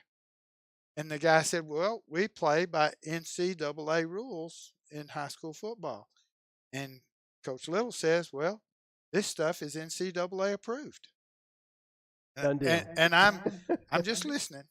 Right. And he said, "Well, okay, y'all can use it." So neither one of us say anything, and he walks toward the visitors' dressing room, and around the corner was where the officials dress, Yeah. and he's going to check the pressure in the footballs. And we walked toward our dressing room, which is on the other end of that building. Well, when we got far enough apart that I knew he could not hear me talking, I said, "Ken, is that dry ball is it really NCAA approved? He said, Coach, I don't know. And he won't either until Saturday morning. Wait, did y'all have internet for him to look it up on his phone Oh, no, instantaneously? no. They didn't look stuff up on their phones back then, you know. But anyway, when Coach Little passed away, that was one of the I was limited to 3 stories. We each had like a certain number of minutes that we could talk because he had like 8 speakers. Oh, And wow. That's so awesome. they were all worried about me, Avon. I can't imagine why. But as it turns out, that was one of my 3 stories. And I got mine all done within my 3 or 4 minutes, whatever I had. And when I was done, I turned around to Reggie Day, who was a coach that had worked for Ken, and I'd known Reggie for over 20 years. Oh, wow. And Reggie was a minister also of a small church. And I said, Reggie, I was on time. No other coach, they On all time. went over the limit, way over the limit. But I got through on time. I know that's I'm hard curious, did you for practice yours at least once to stay oh, on I time? practiced it in front of the mirror a bunch, but I told her the funny thing. After they started planning the funeral, Ken called me and he was planning his funeral because he knew he was in his last days. Oh, I And was about to so say, this sounds really weird. Did he call you from heaven? and so Bam, so I've he got 3 minutes for he you. he had prostate cancer and was in hospice and was Oh, in okay. Houston, but getting ready to come back to Carthage where he was living at that time. And so I had a few days to gather my thoughts and all. So as I rode around and I was out of coaching then, but as I went to different schools, to call on and sell my technology stuff, I would think of a story and I had a notepad in my truck and on one page of it was just for stories about Ken. So by the end of the week, every story I would think of, I would give a title Oh, that I could wow. remember it. Right. And so I had the front of a yellow tablet. I had the front page and about half of the back one full of story titles. Wow. And I thought, okay, that's enough. There's more stories, but that's enough. And so then I spent a couple days knowing that a funeral often is not a happy time, but I said, my stories are going to be fun and lighthearted because that's how I choose to remember Ken. Right. So I picked 3 really good stories that I thought were good. And it doesn't matter what anybody else thought because I thought they were good. And by the time I was through, everybody was laughing, and it was to me it was the high spot of the funeral. You know? But I did rehearse because I did. Reggie was worried about the time, and I said, Reggie, I know I have a reputation as a talker, and it's well deserved. But this is Ken's funeral, and I will do whatever you ask me to do. And I was on time. So I got my stories, was on time. No one else could do that. So even though I'm a talker, I'm a good talker because I can condense it when I have to. Right, I right. just don't often have to, Avon. That's right. We're not usually up against the clock. But since I've mentioned that, and I don't know if we're even allowed to do this, Avon, but Brad wrote a book about his dad, Brad Little, Oh, about wow. Coach Little, and it's really about his faith Like in. a in the national records of real. You can go to Amazon and buy it. Oh, that's awesome. And so he has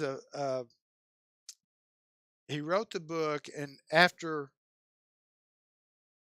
Ken left Gladewater, he went to Beckville, then he went to Rains and got them in the playoffs, and then he ended up at Henderson as a defensive coordinator, and he was going through treatment for prostate cancer uh, during their run to a state championship, Oh, and did wow. not miss a practice, and coached them to defensively to the state championship game, and they won a state championship while he went through that. So the story is kind of a biography about Coach Little, but it focuses on his values, his beliefs, his character, his faith in God, and how that applied to raising kids, being a mentor to kids, and uh, just being a Christian man.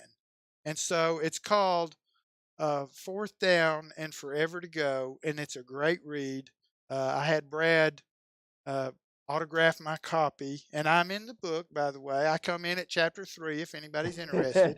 Well, we do have 121 And still listening to but us. if you get a chance, just go to Amazon, Walmart, Barnes and Noble. They all have the book, and there is talk, and they already have. They're working on I think a screenplay for it, but there probably will be a movie about Fourth Really? Down and Forever to Go about Gladewater's own Ken Little and his life story.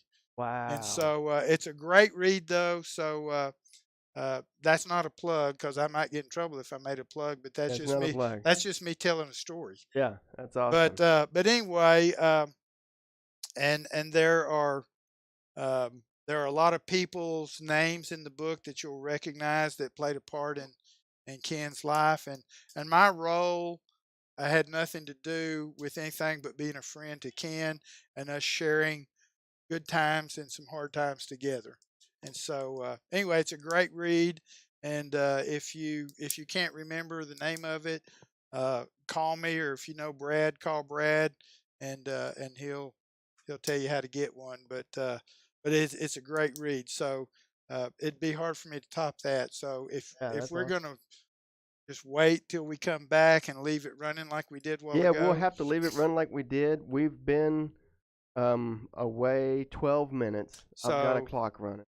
so of a 30-minute wait, that would be another 18 minutes. Yep, enough for So us to take a little quick break. yeah, so we'll take a break, but we're going to leave the game, the picture of the field, I should say, live streaming. So don't cut off. Just let it run, and in about 10 minutes, probably we'll come back and check in and get get the audio going with the video, and we'll try to get this fourth quarter done tonight. Hopefully, boy, that rain, they can't see it much from where they're at, but it looks Yeah, 10 times worse. the bottom fell out again. It's coming down pretty Yikes. good, but anyway, we'll wait. Now it's coming down so hard. Now we can see it on the track.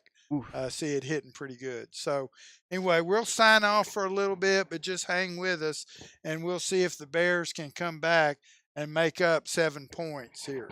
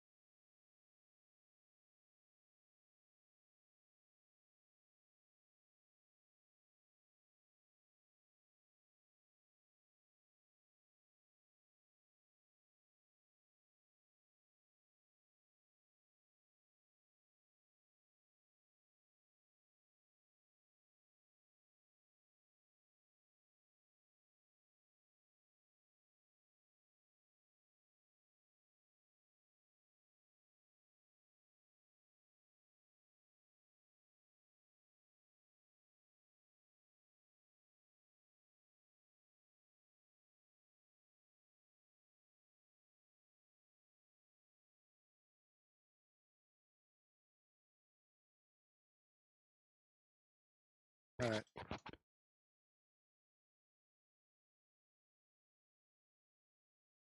All right, we are back and about to start the fourth quarter. Bears are playing defense. They are defending the north goal. And the Atlanta Rabbits trying to score. Ball is on the, looks like it's on about the 10-yard line, outside the 14-yard line. And I believe it's a 1st and 10. The Bears have 21 points and 3 timeouts left. The Rabbits have 1 timeout left. They have 28 points. So here we go to start the fourth quarter. Rabbits in the eye. And it's to the tailback. And he is met hard at the line of scrimmage by the Bear defense for no gain. He might have got one. But it looked like he hit a brick wall. And that is number 20, Kalen Batten. And that will bring up a 2nd, and I think we're going to call it 8. Maybe closer to 9, but we'll call it 2nd and 8. Atlanta has number 9, Stacey Darty, split wide left, offset I. There's the snap, and it's given to number 20. He's trying to go wide. He is met by number 36 for the Bears, Kristen Collins. And that is also for no gain. So 2 great defensive plays early in this fourth. Number 20, slow getting up. He has been a workhorse tonight, though, for sure. So Bears have had 2 downs. They've gained 2 yards. That brings us to a 3rd down and 8. 11:02 left in this fourth.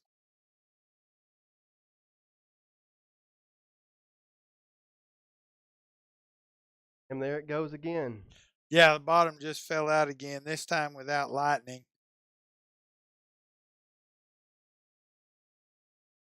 Hear it from him. Yeah, So we can much kind of water. hear it. So they've got twins to the left. He wants to throw, runs back up the middle. He's loose, and he's hit hard at the line. And I believe that was by our quarterback playing some defense, Kyron Wilson. Very nice So play. he does gain yardage on this play, and it is now 4th down and 3, maybe 4th and 2.5. And they have their field goal team in. There. And they are going to try to get a field goal or fake one. We'll see.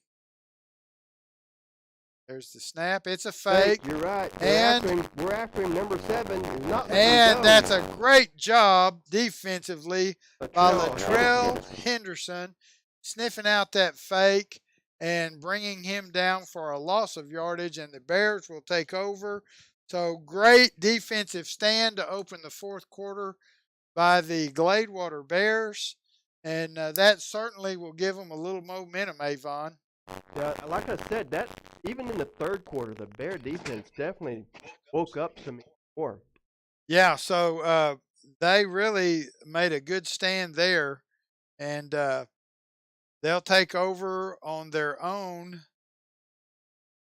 Looks like 18-yard line, and they're in a power I with Lewis split out wide. I'm sorry, with Tyrone Maddox split wide. So I believe Lewis had the ball from the tailback position, and he gains, I'm going to say, 3 yards.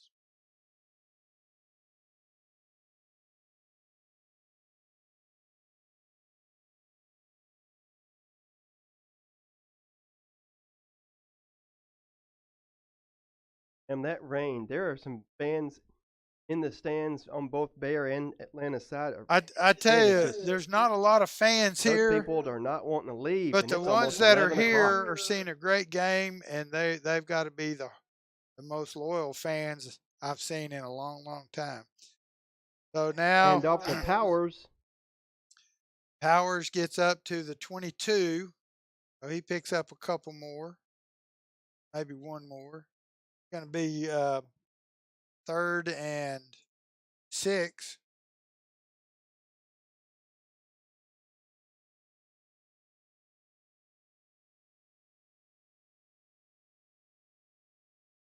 So Bears in twins to both sides. Wilson and Powers in the backfield. Wilson taking a deep snap from the center. Powers changes sides. There's the snap, and he's wanting to throw. And it's Over a little hand. high to Lewis. And number 3, Isaiah Chandler has a good hit on Lewis after the incomplete pass.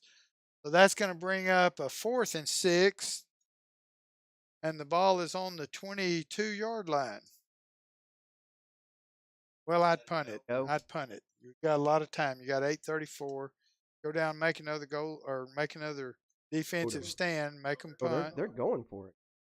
Hey, quick kick it. Colin, yeah. So timeout for the Bears.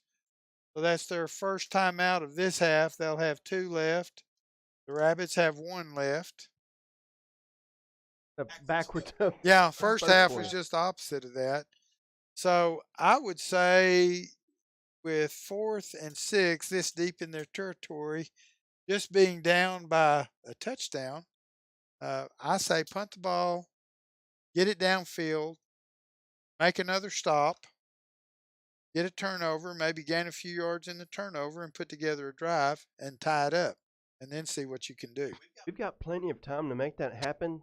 The only thing is Mother Nature. I don't know if y'all can see the screen, but wow.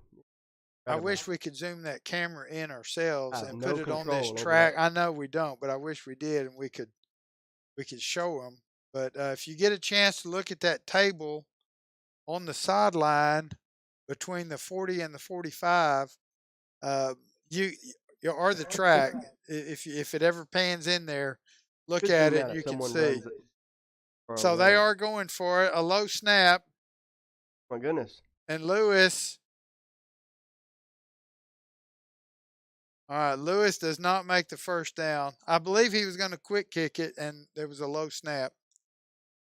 So what we've got now is Rabbits taking over on the 22. He might have gained a yard. I don't know.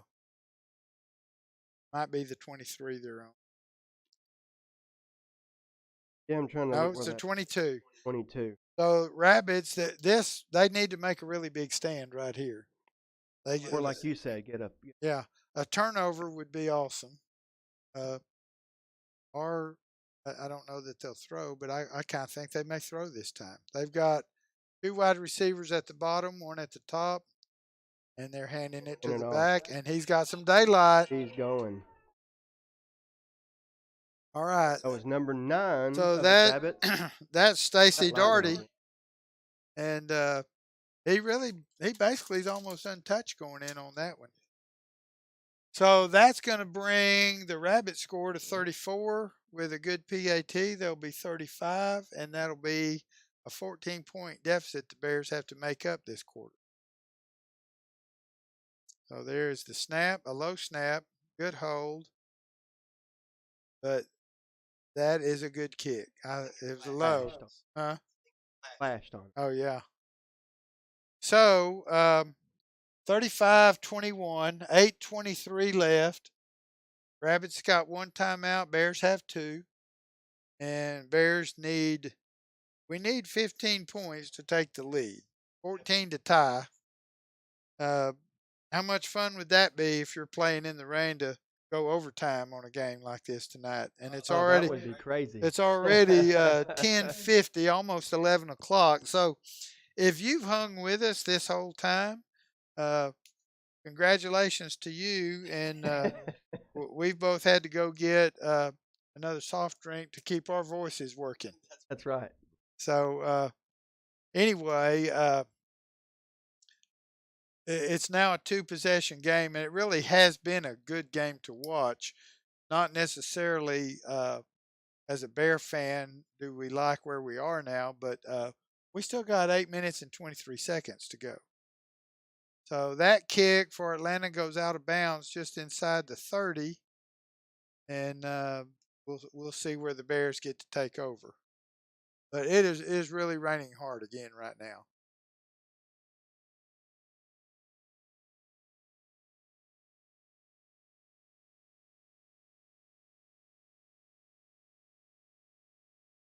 I don't know if they can see. Heavy, just I'm heavy. looking on our monitor It here, and I looks can't looks really like see it on the fog. Yeah. monitor. But yeah, it's thick, and it's coming down heavy on the track and on the field. But so the Bears come to the line of scrimmage. They have wide receivers, top and bottom, two backs, an offset I formation, and they give it to the tailback. Powers, keep moving, Powers. And Powers makes 2 yards. he picks up two. So we need to average about 4 or 5 per carry if we really want to.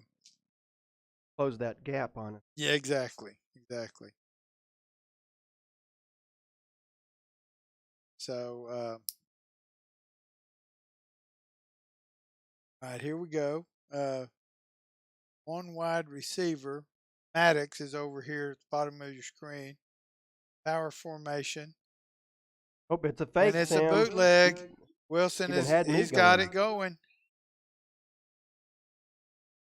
Already crossed the 50, Sam. They're going to move those chains I tell you what, he had a first down when way they before caught that. him, and then he made another 10 yards after that. So, Bears on a big play, taking advantage of the fact they're keying on Lewis, have Wilson, who is a good athlete in his own right, Yes, he is. and he makes a bunch of yards and gets inside the 50 across midfield to the 48-yard line of the Rabbits.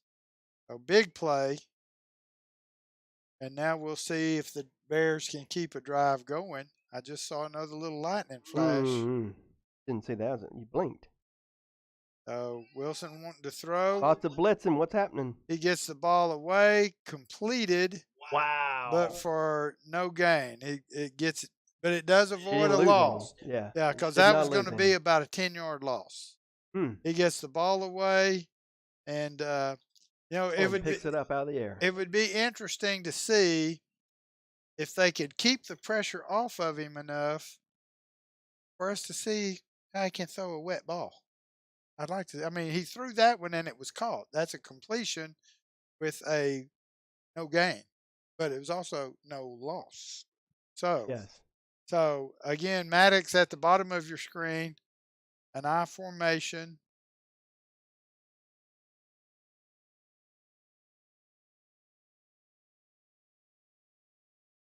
So Lewis makes it back to the line of scrimmage, and he's not brought down, but he was stopped. He was still standing up when they let go of him. So that's going to bring us 3rd and 10. Hmm. So let's see. Bears need they need a big gainer right here.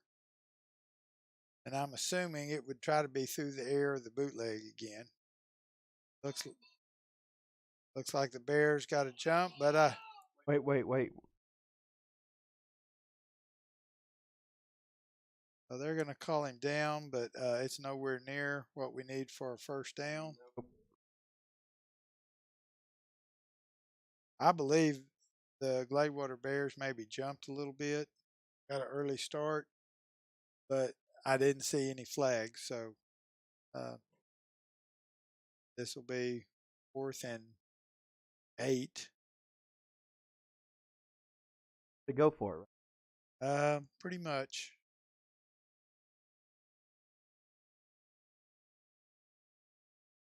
See what we got. Hands on top and bottom. He's throwing. No call. You fans wanted a call on that one, throwing across the middle.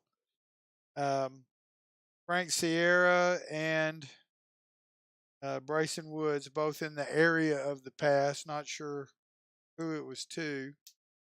So ball goes over on downs.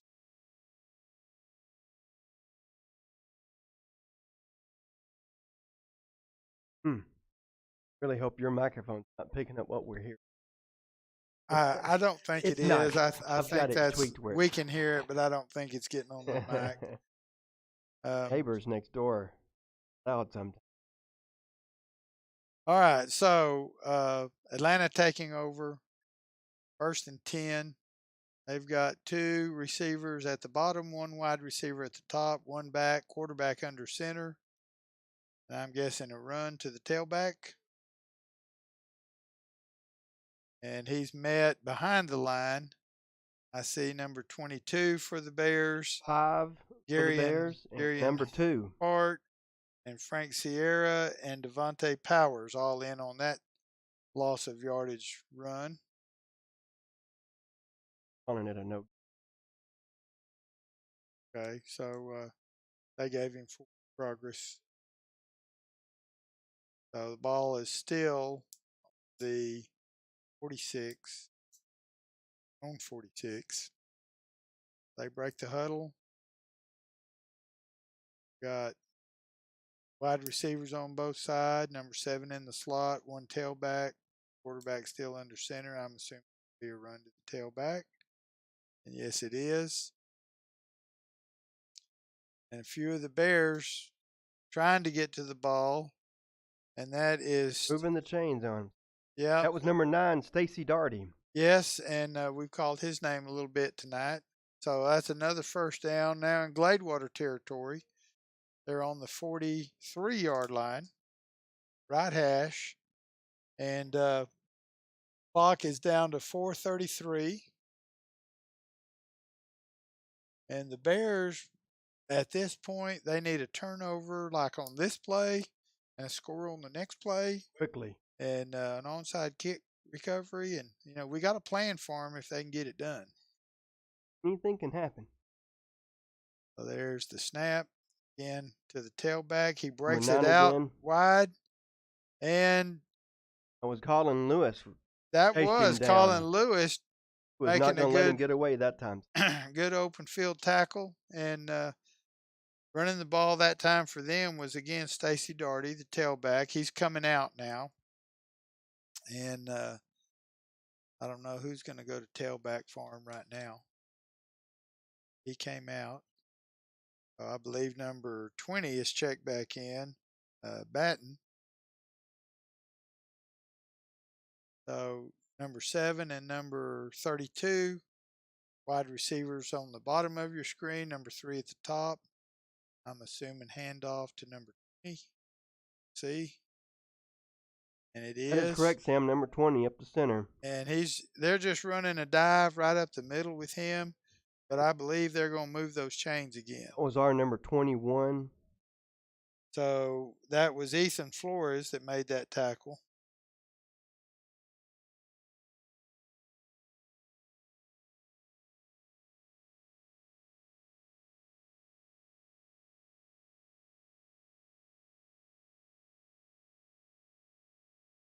I think they're just burning the clock up on. Oh yeah, they're I don't blame playing them. they're playing smart football right now. Smart They're ball. keep You know what's interesting is this the first teams that we've played against it. Yeah, that's true. All the other ones seem So to blast so that huddle. the play clock gets down to 1 or 2 before they snap it. They're managing the clock well. We broke a tackle. And he is going to score. Oh, he broke a couple of tackles. And again, that is Batten, who he's had a great game. I don't know. We don't have stats for yardage or anything. Yeah, we don't have a. But he's having a really good game. Really is. Him and the quarterback, they've both done very well. Yes, they have. So that's gonna make it. You don't want to say unreachable, but with what's going on right now, it's that defense is tired. I You believe it. know, Till past 11 o'clock. yeah, and those uniforms are soaking wet. They're heavy, and it's cool, and uh, and it's tough to play right now. But Really is. My watch says it's 59 degrees. yeah, and so right now the Rabbits are going to kick off again. Score is 42-21. Uh, it kind of reminds me of a bad memory with when I was coaching in the playoffs. And I'll tell you when it was and who it was against. And Okay. uh, we had we had gotten in the playoffs, and we were playing South Lake Carroll, and we played them at Homer Johnson Stadium up in Garland, which we loved that stadium. We called it Gladewater West. Nobody outside of the Bears knew how much we liked to play there, but we played up there. I'll finish up in a minute. So here's the Atlanta kickoff, and it's out of bounds again inside the 20. So the Bears will get decent field position. But anyway, we jumped up in the first half, uh, 21-0. No, 21 to Wow. 7, I think, on South Lake. And they had beaten us, I think, a year or 2 years before. Uh, and they ended up being eventual state champions this year. But and it started raining, and it was later in the season. It was probably, I'm guessing, third round of the playoffs, maybe. And it was cold, and it was raining sideways, and there was so much wind. The lights on the poles were shaking, and you could see it moving on the field. Oh, wow. And Ken and I were in the press box. Vic and Jack Bird and Coach Murphy were down on the field. All right, Bears hand And off. off the Powers. He's got an open. Powers makes it up to the 40. That's enough for a first down. Move the chain, So Sam. move those chains. So Goes. Bears may still get something going. But anyway, we ended up Delmonico Montgomery, who ended up playing with the 49ers and the Colts, uh, played at University of Houston. Had, you know, David Fenton was our quarterback at that time, and Delmonico punted one, and I think it punted into the wind, and it was for negative yardage. Another good run by Powers. Powers. Picks up about 6 yards right there, 5 or 6. And it went high and into the wind and then blew back. Long story short, we got beat 42-21 on a rainy night. And at halftime, everybody put on dry socks. And Coach Murphy at one point said, "Y'all should have left those wet socks on." So, Got rid of your luck, yeah, huh? I wish it was that simple just to pick which Powers socks we again. wanted. So another good gain right there by Powers, just short of a first down. Going to be Right on the line. be a 3rd and 1. 1:24 and counting left in the second half. Fourth quarter. So not much time, but Bears are still plugging away. I will say that. So Powers again. He's got a little looking for an room. open spot. He's down. He's got the first, so that'll move the chain, stop the clock. 106. But yeah, we thought we had them that year, but they thought we didn't, and we didn't. But they were a great team. We were just not as great as they were, but I think we were closer than that. That quote by Henry Ford, where he once said, "Whether you think you're right, whether you think you're wrong, you're." That's right. Or wrong. Whatever you think of your. That What you'll that is become. good. All right, we're down to 30 seconds, and Call a timeout, or they're just walking off. I don't know. You know, one more play, you can't make 21 points play. I They're That's lining them up to yeah. do the thing, Sam. So the longest game we've ever done, Yes, uh, absolutely. counting our lightning delays, and probably one of the wettest we've ever done. Although Avon and I are dry, We are dry at the moment till we um, step out into the but we still got to make it to our element. vehicles. So the Bears go down again. This time by Atlanta, 42-21. Uh, Actually, I will say, in summing up this game, it was a lot closer than the final score appears, Yeah, oh, absolutely. and That was was a really for great for game. over 3 quarters was really a good game to watch. So that leaves us. This was our last home game, and that leaves us with one game left, and that's next Friday, and it's against White Oak. White Oak Roughnecks. So that's 7 miles from us. Coach Murphy used to say, "We can't let White Oak beat us. They're playing in our backyard." So anyway, we'll see what happens next week with White Oak. I do think we'll finish the season with a win, which for the win category would give us 3 wins. Uh, one over Sabine, one over Spring Hill, but it would be only our second district win. But I have no idea what the playoff picture is, but I know they take 4 teams now, I believe. In a one, two, three, four, 6 team district, you know, you can get if you can get a second win, that might be enough to get you in as that fourth place team. Might be, Sam. So I would say all's not lost, although I see the Bears walking off and I can tell they're discouraged. So if you see a bear in town or if you know one, talk to them, pick them up, pump them up, and encourage them to play hard one more week. And who knows, they might get a second week after that.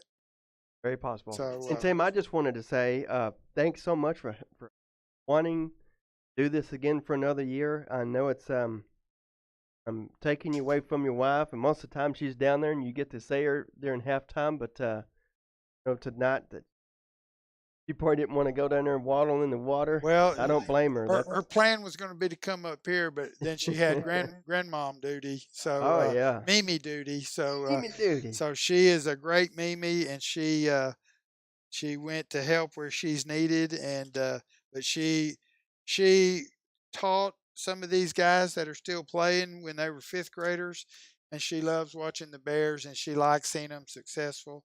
So when they hurt, we hurt. But I want to thank you, Avon, for just getting everything set up and letting me come back. I like doing this.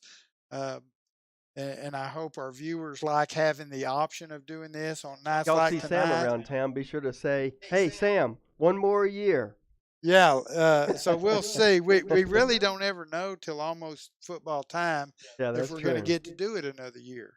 But if that opportunity arises, we can probably do that, and maybe we'll get a little better. Who knows? Maybe. But anyway, so thank you as viewers for tuning in, and we appreciate the opportunity, and we look forward to seeing y'all at White Oak next week.